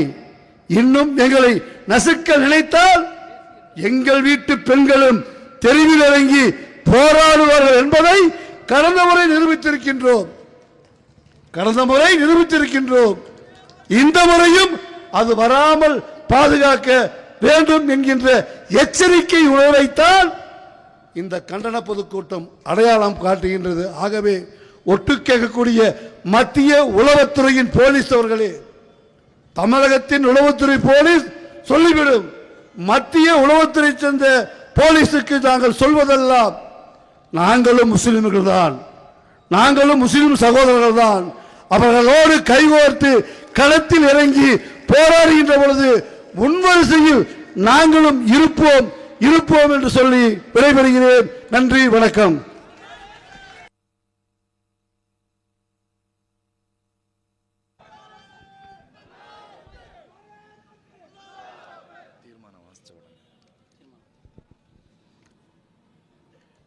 சிறப்பாக கண்டன உரை நிகழ்த்திய நம்முடைய திருப்பூர் சட்டமன்ற உறுப்பினரான மாண்புமிகு கா செல்வராஜ் அண்ணன் அவர்களுக்கு திருப்பூர் மாவட்ட ஜமாஅத்துல் உலமா சபையின் சார்பாக நம் அனைவரின் சார்பாகவும் நெஞ்சார்ந்த நன்றியினை தெரிவித்துக் கொள்கிறோம்.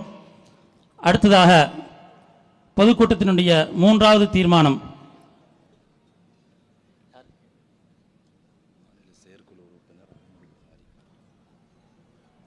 தமிழ்நாடு ஜமாஅத்துல் உலமா சபையின் மாநில உறுப்பினர் புகாரி தாவூதி ஹசரத் அவர்கள் 3வது தீர்மானத்தை வாசிப்பார்கள். அஸ்ஸலாமு அலைக்கும் வரஹ்மத்துல்லாஹி தஆலா வபரகாத்துஹு. திருப்பூர் மாவட்ட ஜமாஅத்துல் உலமா சபை சார்பாக நடத்தும் புதிய வக்ஃபு திருத்த சட்டத்தை கண்டித்தும் அதை திரும்ப பெற வலியுறுத்தியும் நடைபெற்று கொண்டிருக்கக்கூடிய கண்டன பொதுக்கூட்டத்தின் தீர்மானம் எண் 3. மக்களாட்சி தத்துவமும் மதச்சார்பையின்மையும் பேராபத்திற்கு உள்ளாகி நிற்கும் இந்த சூழலில் சிறுபான்மையினருக்கு எதிராக ஒன்றிய அரசின் பெரும்பான்மைவாத பாசிச போக்கினை கண்டித்து பாராளுமன்றத்தில் துணிச்சலாக மாபெரும் கருத்து போர் ஒன்றை நடத்தி இந்திய மக்களின் மனசாட்சியாக எதிரொலித்த இந்தியா கூட்டணி உறுப்பினர்கள் அனைவருக்கும் நெஞ்சார்ந்த நன்றியினை இந்த மாநாடு தெரிவித்துக் கொள்கிறது. மக்களாட்சி தத்துவமும் மதச்சார்பின்மையும் பேராபத்திற்கு உள்ளாகி நிற்கும் இந்த நெருக்கடியான சூழலில் சிறுபான்மையினருக்கு எதிராக ஒன்றிய அரசின் பெரும்பான்மைவாத பாசிச போக்கினை கண்டித்து பாராளுமன்றத்தில் துணிச்சலாக மாபெரும் கருத்து போர் ஒன்றை நடத்தி இந்திய மக்களின் மனசாட்சியாக எதிரொலித்த இந்தியா கூட்டணி உறுப்பினர்கள் அனைவருக்கும் நெஞ்சார்ந்த நன்றியினை இந்த மாநாடு தெரிவித்துக் கொள்கிறது. அஸ்ஸலாமு அலைக்கும். நாரே தக்பீர், நாரே தக்பீர்.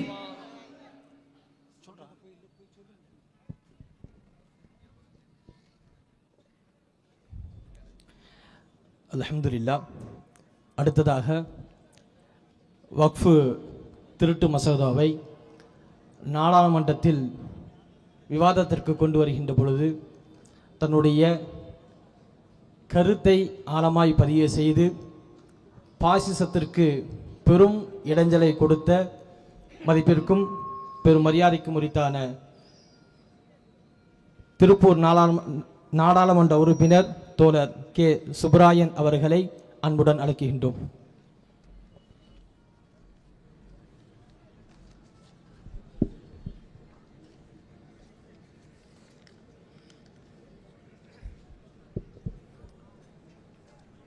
அனைவருக்கும் வணக்கம். இங்கே நடைபெறுகிற எழுச்சி நிறைந்த இந்த பெரும் கூட்டத்தின் மையமான நோக்கம்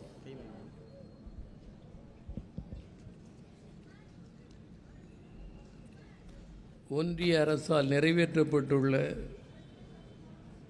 வக்ஃப் திருத்தச் சட்டத்தை வாபஸ் பெற வேண்டும் என்ற வலியுறுத்தலோடும் ஜனநாயக மரபுகளையும் அரசியல் சட்டத்தையும் மீறி இப்படி ஒரு சட்டத்தை நிறைவேற்றிய ஒன்றிய அரசை கண்டனம் செய்தும் நடைபெறுகிற நிகழ்ச்சியாகும். இதே போன்ற மாபெரும் பொதுக்கூட்டம் தமிழ்நாடு முழுவதும் நடைபெற்று கொண்டிருக்கிறது. என்ன காரணத்தால் ஆவேசம் நிறைந்த இந்த பொதுக்கூட்டம் நாடு முழுவதும் நடைபெறுகிறது என்றால், ஒன்று, இந்தியாவை ஆட்சி செய்து கொண்டிருப்பது அரசியல் சட்டமா அல்லது அடங்க மறுக்கிற அடங்காப்பிடாரிகளா என்பதுதான் இன்றைக்கு எழுந்திருக்கிற கேள்வி. அரசியல் சட்டப்படி எந்த ஒரு மனிதனும் எந்த ஒரு மதத்தையும் தேர்வு செய்து கொள்ளவும் அவற்றின்படி நான் நடந்து கொள்வதற்கும் அவற்றை பரப்புவதற்கும் உரிமை உண்டு. எந்த ஒரு தனி மனிதனுக்கும் எந்த ஒரு இயக்கத்திற்கும் இந்திய அரசியல் சட்டம் வழங்கியுள்ள உரிமை அவர் நேசிக்கிற மத சம்பிரதாயங்களின்படி நடந்து கொள்ளவும் இந்த மதத்தை பிரச்சாரம் செய்வதற்கும் உரிமை உண்டு என்று அரசியல் சட்டம் சொல்லுகிறது. ஆனால் நடைமுறையில் அரசியல் சட்டம் வழங்கிய உரிமைகளை பிரஜைகளால் அனுபவிக்க முடியவில்லை. எனவே இந்த அடாவடி அரசியல் RSS என்ற பயிற்சி கூடத்தில் பயின்று வந்தவர்களால் திட்டமிட்டு நடத்தப்படுகிறது. நாம் இந்த சட்டம் ஏன் நிறைவேறியது என்பதை, ஏன் இவற்றை முன்மொழிந்தார்கள் என்பதை தெரிந்து கொள்வதற்கு முன்னர் இதனுடைய மூலத்தையும் புரிந்து கொள்ள வேண்டும். குறிபார்த்து அடித்தால் மட்டுமே குறி வெற்றி பெறும். குருட்டடி அடித்தால் குறி வெற்றி பெறாது. எது குறி? யார் இந்த கலகத்தை விதைத்தவர்கள்? ஏன் இத்தகைய ஒரு 20% மேற்பட்ட மக்களை குறிவைத்து தாக்குவதற்கு கற்றுக் கொடுத்த பீடம் எது? அவர்களை சித்திரவதை செய்வதன் மூலம் மகிழ்ச்சி அடைகிற கூட்டம் எது? இதைத்தான் நாம் சிந்தித்து பார்க்க வேண்டும். RSS என்கிற ஒரு அமைப்பு ஒரு மக்கள் நலன் சார்ந்த அமைப்பு அல்ல. ஒரு மக்கள் விரோத அமைப்பு, ஜனநாயக விரோத அமைப்பு, அரசியல் சட்ட விரோத அமைப்பு, இந்தியர்களுக்கு எதிரான அமைப்பு. அது இந்துக்களுக்கு ஆதரவானது அல்ல, இந்தியர்களுக்கு எதிரான அமைப்பு. அந்த அமைப்பு தான் இப்படி கற்றுக் கொடுத்தது. நான் சவால் விட்டு கேட்கிறேன், பிஜேபியினரே, உங்களால் குருஜி என்று போற்றப்படுகிற கோல்வால்கர் என்ன கற்றுக் கொடுத்தார்? ஞானகங்கை என்ற பெயரில் அவருடைய கற்றுக் கொடுத்தவை எல்லாம் புத்தகங்களாக வந்திருக்கிறது அல்லவா? அதில் அவர் சொல்லுகிறார், 2 விஷயத்தை நான் குறிப்பிட விரும்புகிறேன். ஒன்று, கோல்வால்கர் சொல்லிக் கொடுத்த பாடங்களில் முக்கியமான ஒன்று, இந்தியர்கள் ஹிந்துக்கள் கவனிக்க வேண்டிய ஒன்று, ஜனநாயகத்தை நாம் ஏற்கக்கூடாது. ஜனநாயகம் இந்திய மண்ணில் விளைந்த கருத்து அல்ல. அவற்றை நாம் நிராகரிக்க வேண்டும். ஜனநாயகம் சிறந்ததல்ல. இந்தியா செழித்து சிறந்த காலம் மன்னராட்சி காலம்தான். ஒரு மனித ஆட்சிதான் இந்தியாவை செழிக்க வைத்தது என்றும், ஜனநாயக முறையில் இயங்குவது தீங்கு விளைவிக்க வேண்டும் என்றும் கற்றுக் கொடுத்த ஜனநாயக விரோதி கோல்வால்கர். அவரிடம் பாடம் கற்றவர்கள்தான் இன்றைய மத்திய அமைச்சர்கள். இல்லை என்று மறுக்க முடியுமா? ஜனநாயகத்தை நிராகரிக்கிற அமைப்பு RSS. ஜனநாயகத்தை எதிர்க்க பிறந்த அமைப்பு RSS. ஜனநாயகத்தை அவர்கள் ஏற்றுக்கொள்ளவில்லை. அத்தகைய ஒரு அமைப்பு கோல்வால்கர் சொன்னபடி ஜனநாயகத்தை பயன்படுத்தியே ஜனநாயகத்தின் கழுத்தை அறுத்து கொல்லுவதுதான் இவர்களின் நோக்கம். ஹிட்லர் என்ன செய்தான்? தன்னுடைய தீய நோக்கத்தை மறைத்து நாடாளுமன்ற ஜனநாயக முறையை பயன்படுத்தி அதிகாரத்தை கைப்பற்றிக் கொண்டு நாடாளுமன்றத்தையே சிலுவையில் அறைந்து சித்திரவதை செய்தவன் நம்முடைய ஹிட்லர். அவனுடைய வாரிசுகள் தான் இவர்கள். முசோலினி எந்த கருப்புக்குள்ளாய் அணிந்தானோ அந்த கருப்புக்குள்ளாய் தான் RSSக்கும். ஹிட்லர் எப்படி இந்த வணக்கம் செலுத்தினானோ அதே வணக்க முறைதான் இந்த RSSக்கு. ஆரிய தர்மம் என்று பேசுகிறார்களே, ஆரிய மேன்மக்கள் என்று பேசுகிறார்களே, இவர்களின் நோக்கமே ஆரிய திராவிட என்பதை மறுத்து ஆரிய மேலாதிக்கத்தை நிலைநிறுத்துகிற வஞ்சக திருவிளையாடல்களில் இவை ஒன்று. இந்த சட்டம் அரசியல் சட்டப்படி செல்லுமா? உச்ச நீதிமன்றத்தில் இந்த சட்டம் நிற்குமா? மிகப்பெரிய கேள்விக்குறி. அரசியல் சாசனத்தின் 24வது பிரிவிலிருந்து 28வது பிரிவு வரை உள்ள உரிமைகள் அனைத்தையும் இது மீறுகிறது. இந்த சட்டம் வயலேட் செய்திருக்கிறது. இந்த சட்டம் செல்லுமா என்பது கேள்விக்குறி. அதனால் தான் சட்டமன்றத்திலும் வாபஸ் பெற தீர்மானம் நிறைவேற்றியது தமிழ்நாடு அரசு. மாண்புமிகு முதலமைச்சர் அவர்கள் நாடாளுமன்றத்தில் கடுமையான எதிர்ப்புக்கு பின்னர் நிறைவேறுகிறது. நானே கண்டித்து பேசுகிற போது முதல் வரியிலேயே நான் குறிப்பிட்டேன், 2 காரணங்களுக்காக இந்த வக்ஃப் திருத்த சட்டத்தை நான் வன்மையோடு எதிர்க்கிறேன். ஏனென்றால் இது அரசியல் சட்டத்திற்கு எதிராக வருகிறது, அரசியல் சட்ட உரிமைகளை நிராகரிக்கிறது. 2வது, இது ஒரு ஜனநாயக பண்பாடோடு முன்மொழியப்படவில்லை, விவாதத்திற்கு அனுமதிக்கப்படவில்லை. எப்படி பற்றி ஏற்க முடியும்? நானே பேசினேன், 4வது நிமிடத்தில் பேச அனுமதிக்கவில்லை.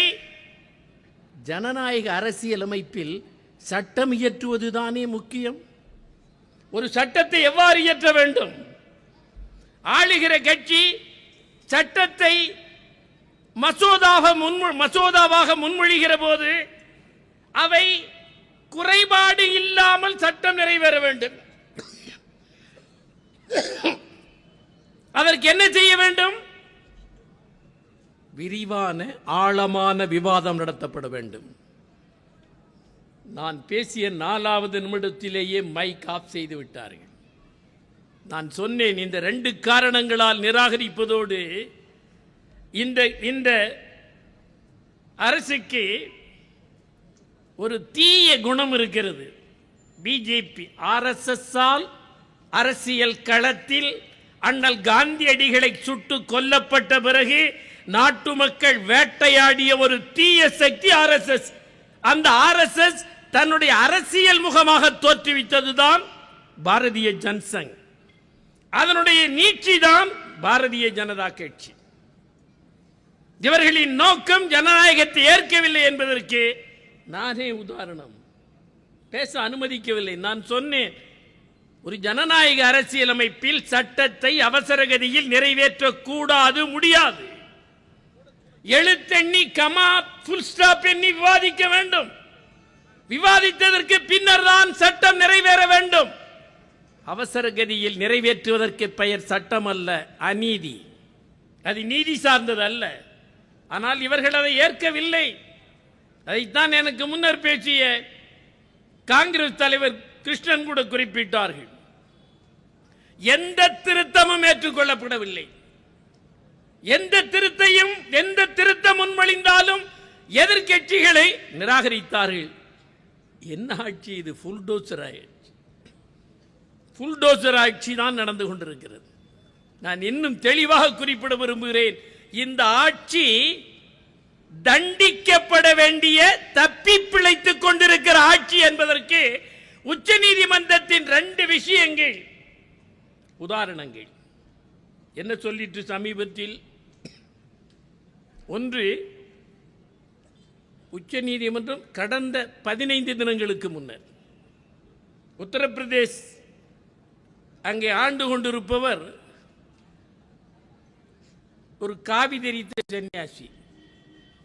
ஆனால் ஹிந்து ஐதீகத்தில் ஹிந்து மக்கள் கற்றறிந்த பாடம், ஒருவன் காவி அணிந்து கொண்டால் மண்ணை, பெண்ணை, பொன்னை நிராகரித்து, ராஜரீகத்தையும் நிராகரித்து வனத்துக்கு போய்விடுவான். அதுதான் காவியுடையின் அடையாளம் என்று கருதப்பட்டது, கற்பிக்கப்பட்டது. ஆனால் என்ன கோலம் என்று தெரியவில்லை. இப்பொழுதெல்லாம் காவி தரித்தவன் பார்லிமெண்ட்டுக்கு வரவே விருப்பப்படுகிறான், வனத்துக்கு போக விருப்பப்படுவதில்லை. இவர்கள் கள்ளச்சாமியார்கள். அந்த கள்ளச்சாமியாரில் ஒருவர் தான் உத்தரப்பிரதேசத்தை ஆண்டு கொண்டிருக்கிறார். அந்த ஆட்சியை பற்றி உச்ச நீதிமன்றம் என்ன சொன்னது? சட்டத்தின் ஆட்சி நிலைகுலைக்கப்பட்டு விட்டது என்று குறிப்பிட்டிருக்கிறது. சட்டத்தின் ஆட்சி இல்லை அந்த மாநிலத்தில் என்று சொல்லப்பட்ட ஒரு மாநிலத்தை ஆளுகிற தகுதி அருகதையற்ற இந்த பிஜேபிக்கு உண்டா? ஆனால் ஆளுகிறார்கள். எங்கே போனார் இந்த மோடி? கூனி குறுகி வணங்குகிற முறையை பார்த்தாலே சகிக்க முடியவில்லை. அவருடைய பாடி லாங்குவேஜ், அவருடைய தோரணைகள், எதிர்க்கட்சிகளை பற்றி அவர்களுடைய பார்வைகள், இவையெல்லாம் ஒரு ஜனநாயக பண்புக்கு உகந்ததே அல்ல. இவர்கள் ஜனநாயக அரசியல் அமைப்பை வழிநடத்த தகுதியற்ற களிசடைகள். இந்த களிசடைகள் நாட்டை ஆள்வது இந்த நாட்டை பிடித்த பெரும் கேடு. இந்த கேட்டிலிருந்து காப்பாற்றுவதற்கான யுத்தம் முடிவற்ற யுத்தம். அதை நடத்தியே தீர வேண்டும். அதை நடத்துவதற்கான களம் தெளிவாகி இருக்கிறது. நாம் அதிலும் கவனத்தோடு பார்க்க வேண்டும். ஒன்று இதை சொன்னேன். இன்னொன்று எது? தமிழ்நாடு கவர்னர், அவரை பற்றி உச்ச நீதிமன்றம் என்ன சொல்லிற்று? அரசியல் சாசனத்தை மீறி நடந்து கொண்டவர் இவர். அரசியல் சட்டத்தை மதிக்க வேண்டிய, நிறைவேற்ற வேண்டிய ஒரு நபர் அரசியல் சட்டத்தை நிராகரித்து நடந்து கொள்ளுகிறார் என்றால் அவர் ஒரு கவர்னராக நீடிக்க அனுமதிக்கலாமா?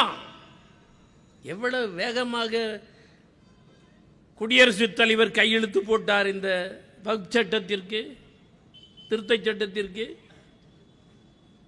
அவ்வளவு அவசரத்தில் இந்த சட்டத்திற்கு கையெழுத்திட்டு சட்டமாகிவிட்டது. இப்பொழுது நாம் பேசுகிற போது அது சட்டம். எல்லா சீர்களும் முடிந்து விட்டன. சட்டம் அந்தஸ்தை பெற்றுவிட்டது. இந்த சட்டத்திற்கு எதிராக நாடு தழுவி போராடுகிற கடலின் அலை போல் எதிர்ப்பு பொங்கி வழிகிற போது ஏன் அவசரப்படுகிறார்கள்? ஜனநாயக முறையை அவர்கள் ஏற்காததால் தான். அதைத்தான் கவர்னருக்கு சொன்னதும் கவர்னரும் அதை பற்றி கவலைப்படவில்லை. அதே கதிதான் ஒன்றிய அரசு. அமித்ஷா யார்? அண்ணல் காந்தியடிகளோடு எரவாடா ஜெயிலில் 8 வருஷம் இருந்தவரா? யார் இந்த அமித்ஷா? கப்பலோட்டிய தமிழன் வஉசியோடு கப்பலோட்டியவரா? யார் இவர்? மக்களிடம் மண்டி கிடக்கிற மூட நம்பிக்கைகளில் படிக்கல்லாக்கிக் கொண்டு அதிகாரத்தை வேட்டையாடிய இழி பிறவிகள் தான் இவர்கள். இவர்கள் நேர்மையானவர்கள் அல்ல. நேர்மைக்கும் பிஜேபிக்கும் சம்பந்தமே இல்லை. நேர்மையை கொன்று அழித்த குருபீடம்தான் ஆர்எஸ்எஸ். கொன்று அழிக்க கற்றுக் கொடுக்கிற குருபீடம் ஆர்எஸ்எஸ். இந்த ஆர்எஸ்எஸ் என்பது ஒரு தேச விரோத அமைப்பு. இந்த அமைப்பு மக்களின் இறை நம்பிக்கையில் வஞ்சகமாக குடிகொண்டிருக்கிறது. மக்களின் கடவுள் நம்பிக்கையை பயன்படுத்தி, கோயில்களை பயன்படுத்தி அந்த கொடிகளை பறக்கவிட்டு அப்படியே தங்களை உயிர்ப்பித்துக் கொள்ளுவதில் குறியாக திரிகிறார்கள் இவர்கள். ஆனால் இது நீண்ட நாள் நீடிக்காது. சாயம் வெளுக்க தொடங்கி இருக்கிறது என்பதை பல சம்பவங்கள் காட்டுகின்றன. ராமருக்காக இங்கிருந்து செங்கல் கொண்டு போனார்கள் அல்லவா? என்ன யுத்தி அது? செங்கல்லே இல்லையா அயோத்தியில்? கன்னியாகுமரியிலிருந்தும் இன்னபிற மாநிலங்களிலிருந்து தான் செங்கல் போக வேண்டுமா? இல்லை. அயோத்தியில் மையம் கொண்டுள்ள வகுப்பு வெறி இந்திய நாடு முழுவதும் விஸ்தரிக்கப்பட வேண்டும் என்கிற வஞ்சக நோக்கத்தோடு வகுத்த வகுப்புவாதிகளின் திட்டம் இது. அதைத்தான் செய்தார்கள். எவன் இறந்தால் என்ன, அது பற்றி அவர்கள் கவலை கொள்ளவில்லை. மனித கசாப்பு கடை வைத்த பரம்பரை தானே இவர்கள். குஜராத்தில் 2002 என்ன நடந்தது? ஆடு வெட்டுவதற்கு கூட அனுமதி வேண்டும். ஆனால் மனித கசாப்பு கடை வைத்த கொலைகார கூட்டம் அல்லமா இவர்கள். வரலாறு குறித்து வைத்திருக்கிறது. தப்பித்துக் கொண்டீர்கள். மக்களின் தவறான புரிதலை பயன்படுத்தி தப்பி அதிகாரத்திற்கு வந்திருக்கிறீர்கள். ஆனால் இந்த முறை 63 இடங்களில் உங்களை தோற்கடித்தார்கள். நீங்கள் மைனாரிட்டி. நீங்கள் மைனாரிட்டி தான், மெஜாரிட்டி இல்லை. உங்களை 63% மக்கள் நிராகரித்திருக்கிறார்கள். நிதிஷ்குமார், ஜிண்டே, சந்திரபாபு நாயுடு இவர்கள் எல்லோரும் சேர்ந்துமே 37% வாக்குத்தான் பெற்றீர்கள். 63% வாக்கு நிராகரித்தது, மோடியை நிராகரித்தது, RSS நிராகரித்தது, பிஜேபி நிராகரித்தது. 2/3 மக்கள் நிராகரித்தார்கள். ஒரே ஒரு பங்கு பெற்று நீங்கள் அதிகாரத்திற்கு வந்து விட்டீர்கள். என்ன ஜனநாயகமா? தேர்தல் பலவீனத்தால் தப்பி பிழைத்தார்கள். தேர்தல் முறை மாற்றப்பட வேண்டும். தேர்தல் முறை மாற்றப்பட்டாலே ஒழிய இந்த தீய சக்திகளை அவ்வளவு எளிதில் ஒழித்துவிட முடியாது. என்ன நிலைமை என்றால், உள்ளே இருக்க வேண்டியவர்கள் எல்லாம் வெளியே இருக்கிறார்கள். வெளியிலே இருக்கிற பலர் உள்ளே இருக்கிறார்கள். உள்ளே இருக்க வேண்டியவர்கள். அமித்ஷா அப்படித்தானே? யார் உங்களை எல்லாம் எதிர்காலத்தில் விசாரணைக்கு உள்ளாக்கப்பட மாட்டார்கள் என்று நான் நினைக்கிறீர்கள்? ஹிட்லரின் ஃபாலோயர்களுக்கு நூரம்பர்க் விசாரணை நடத்தப்பட்டு பலர் அடையாளம் காணப்பட்டது போல் எதிர்காலத்தில் இந்த 11 ஆண்டு கால ஆட்சியில் பிஜேபி அதிகாரத்தை பயன்படுத்தி செய்த சட்டவிரோத நடவடிக்கைகளை சரித்திரம் பதிவு செய்திருக்கிறது. அதிகார பலத்தால் தப்பித்தீர்கள். தப்பித்த உங்களை வரலாறு தண்டித்தே தீரும். தப்ப முடியாது. நீங்கள் வரலாறு தண்டிப்பது போல் நீதிமன்றம் கூட தண்டிக்க முடியாது. பொறுத்திருங்கள். காலச்சக்கரம் சுற்றி கொண்டிருக்கிறது. காகிதங்கள் கிழிபடுகின்றன. ஆனால் கிழிபட பலருடைய கடந்த கால வரலாறும் கிழிக்கப்படும். அதுதான் நடக்கப் போகிறது. எனவே நான் இங்கே ஒன்றை குறிப்பிட விரும்புவது, இந்த சட்டம் மட்டுமல்ல, நான் நாடாளுமன்றத்திலேயே சொன்னேன், இஸ்லாமியர்களை குத்தி காயப்படுத்தி அவர்கள் துன்புறுகிற போது மகிழ்ச்சி அடைகிற சாடிஸ்டுகள் இவர்கள். பிறருடைய துயரத்தில் ஒருவன் மகிழுகிறான் என்றால் அவனுடைய புத்தி எப்படிப்பட்டது? அதுதான் சாடிஸ்ட் மனோபாவம். அந்த மனோபாவம் கொண்டவர்கள் தான் இஸ்லாமியர்களை வேட்டையாடுகிறார்கள். குருஜி கோல்வால்கர் உங்களுக்கு என்ன சொன்னார்? 3 எதிரிகள், இந்தியாவை பிடித்திருக்கிற 3 எதிரிகளை ஒழிக்க வேண்டும் என்று குருஜி கற்றுக் கொடுத்தாரா இல்லையா? யார் அந்த 3 எதிரிகள்? ஒன்று இஸ்லாமியர்கள். நான் சொல்லவில்லை, கோல்வால்கர் சொல்லி இருக்கிறார். 2வது கிறிஸ்துவர்கள், 3வது கம்யூனிஸ்டுகள். இந்த 3ம் இந்தியாவை பிடித்த பீடைகள். இவை ஒழிக்கப்பட வேண்டும் என்று கோல்வால்கர் கற்றுக் கொடுத்ததால் தான் இந்த நிமிடம் வரை இந்த தீய வெறியாட்டம் பல முனைகளில் நடைபெறுகின்றன. இதற்கு காரணம் அதுதான். அந்த கருத்தை மக்கள் மனதிலிருந்து உதிர வைக்க வேண்டும். இவர்கள் யார் என்பதை மக்களை புரிந்து கொள்ளுகிற முறையில் வெரி பாசிட்டிவ் அப்ரோச் இருக்க வேண்டும். அந்த அப்ரோச்சோடு இவர்களை வின்னோவர் செய்ய வேண்டும் நாம். அதுதான் இன்றைக்கு நமக்கு முன்னர் இருக்கிற முக்கியமான கருத்தாகும். நீங்கள் திரும்பவும் மறந்துவிடக்கூடாது, இவர்கள் வெற்றி பெற்று வந்தது 37% வாக்குகள் தான். 63% எதிர்த்த வாக்குகள். எனவே 3/2 பங்கு மோடி ஆட்சியை எதிர்க்கிறது என்பது பிரத்யட்ச உண்மை, யதார்த்தம், வாழ்க்கையில் நாம் கண்ட உண்மை. அந்த உண்மையை புரிந்து கொண்டு இஸ்லாமியர்களும் அனைத்து தரப்பு ஜனநாயக சக்திகளும் ஐக்கியப்பட்டு நின்று வேறடி மண்ணமில்லாமல் இந்த பிஜேபியை சாய்க்க வேண்டும். அதுதான் காலம் இட்ட கட்டளை. அதுதான் இன்றைய அரசியல் தேவை. அதுதான் நாட்டை காப்பாற்றிக் கொள்வதற்கு செய்ய வேண்டிய பணியாகும். இந்த மகத்தான பணியை செய்கின்ற போராட்டத்தில் நான் மிக குறிப்பாக இங்கே பாராட்ட விரும்புகிறேன் நம்முடைய உலமாக்கள் சபை. உங்கள் காலடிகளை தொட்டு நன்றி கூறுகிறோம். நீங்கள் காலத்தில் கூறிய சேவல் போல் விழிக்க சேவல் கூவுகிறது என்பார்களே, அதுபோல் இந்த உலமாக்கள் சபை உறங்கி கிடக்கிற இந்தியாவை தட்டி எழுப்ப தொடங்கி இருக்கிறது. இந்த போராட்டத்தின் இறுதி வெற்றி இந்த அணிக்கே கிடைக்கும்.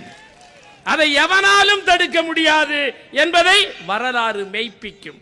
எனவே சகோதர சகோதரிகளே, இந்த போராட்டம் தொடக்கம்தான். இது தொடரும் ஒரு போராட்டம், தொடருகிற பெரும் போராட்டத்தின் தொடக்கம். இந்த தொடக்கம் வெற்றி பெற அனைத்து தரப்பினரையும் நாம் ஐக்கியப்படுத்த வேண்டும்.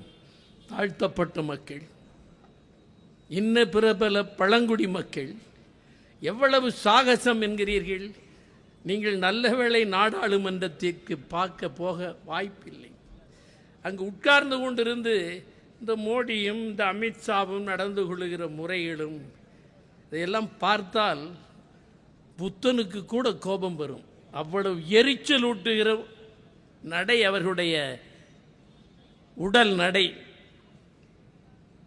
அப்படி நடந்து கொள்ளுகிற கும்பல் இந்த கும்பல்.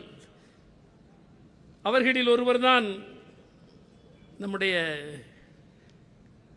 தினேஷ்குமார் சொன்னார் அல்லவா, அதற்கு தலைமை பொறுப்பேற்றவர் ஒரு RSS காரர். அவர் என்ன படிப்பார், என்ன படித்து வந்திருக்கிறார்?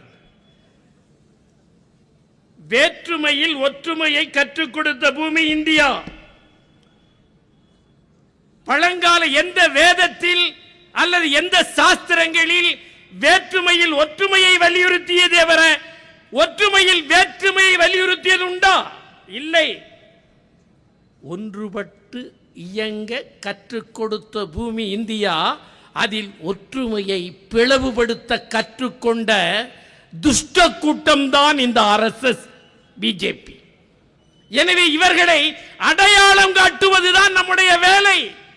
பொதுமக்கள் மத்தியில் சிறிய கோயிலுக்குள்ளே போய் பூந்து கொண்டு கொடி போட்டு விடுகிறார்கள். கொடி போட்டு விட்டு அவர்களுக்கு ஏதோ இவர்கள் தான் வழிகாட்டிகள் போல் பாசாங்கு செய்கிறார்கள். அந்த அப்பாவி மக்களை அவர்களின் சிந்தனையில் விஷத்தை விதைக்கிறார்கள். இந்த விஷக்கூட்டத்தை குறிவைத்து ஒழிக்க வேண்டும், நபரை அல்ல, கருத்தை. இந்த கருத்து விதைக்க வழியில்லாதவாறு சிலர் பூர்வாங்க வேலைகளை நாம் செய்ய வேண்டும். எனவே சகோதர சகோதரிகள் அனைவருக்கும், அனைத்து மதம் சார்ந்தவர்களுக்கும் நான் நிறைவாக சொல்லுகிறேன், அரசியல் சட்டம் திரும்பவும் திரும்ப திரும்ப வலியுறுத்துவது, இதே வக்ஃப் சட்டத்தில் ஒரு முறை வக்ஃப் சொத்து என்றால் அது எல்லா காலமும் வக்ஃப் சொத்து தான் என்றுதான் ஜட்ஜ்மெண்ட்டே வந்திருக்கிறது. அவர்கள் எதற்கு அந்த சொத்து வந்தது? அதில் இருக்கிற சாமானிய ஏழை மக்களை காப்பாற்றுவதற்கான நல்ல நோக்கத்தோடு வந்தது. அதில் நீங்கள் எதற்கு உள்ளே போய் நான் முஸ்லீம்ஸ் எதற்கு போட வேண்டும்? முஸ்லீம் அல்லாத மக்களை போடலாமா? அந்த மத மார்க்கம் அவர்களின் நோக்கத்தை நிறைவேற்றுவதற்கு சச்சார் கமிஷன் சீர்திருத்தம் செய்ய சொல்லி சொன்னதாம். என்ன சீர்திருத்தம் செய்ய சொல்லி சொன்னது? நீங்கள் கூடி உள்ளே போய் முஸ்லீம் அல்லாத 2 பேரை போட்டு, அவர் 2 பேர் என்றால் RSS தான் போடுவார்கள். அவர்களை போட்டு கலகம் செய்வதற்கா? அதை முறைப்படுத்திக் கொள்வதற்கு அவர்களுக்கு தகுதி இருக்கிறது. அதற்குரிய நபர்களும் இஸ்லாமியர்கள் இருக்கிறார்கள். அவர்களை ஏன் வேறுபடுத்துகிறாய்? வணக்க வழிமுறைதான் வேறு, இறை நம்பிக்கைகளை அவர்கள் கொண்டிருக்கிற மார்க்கம் தான் வேறு.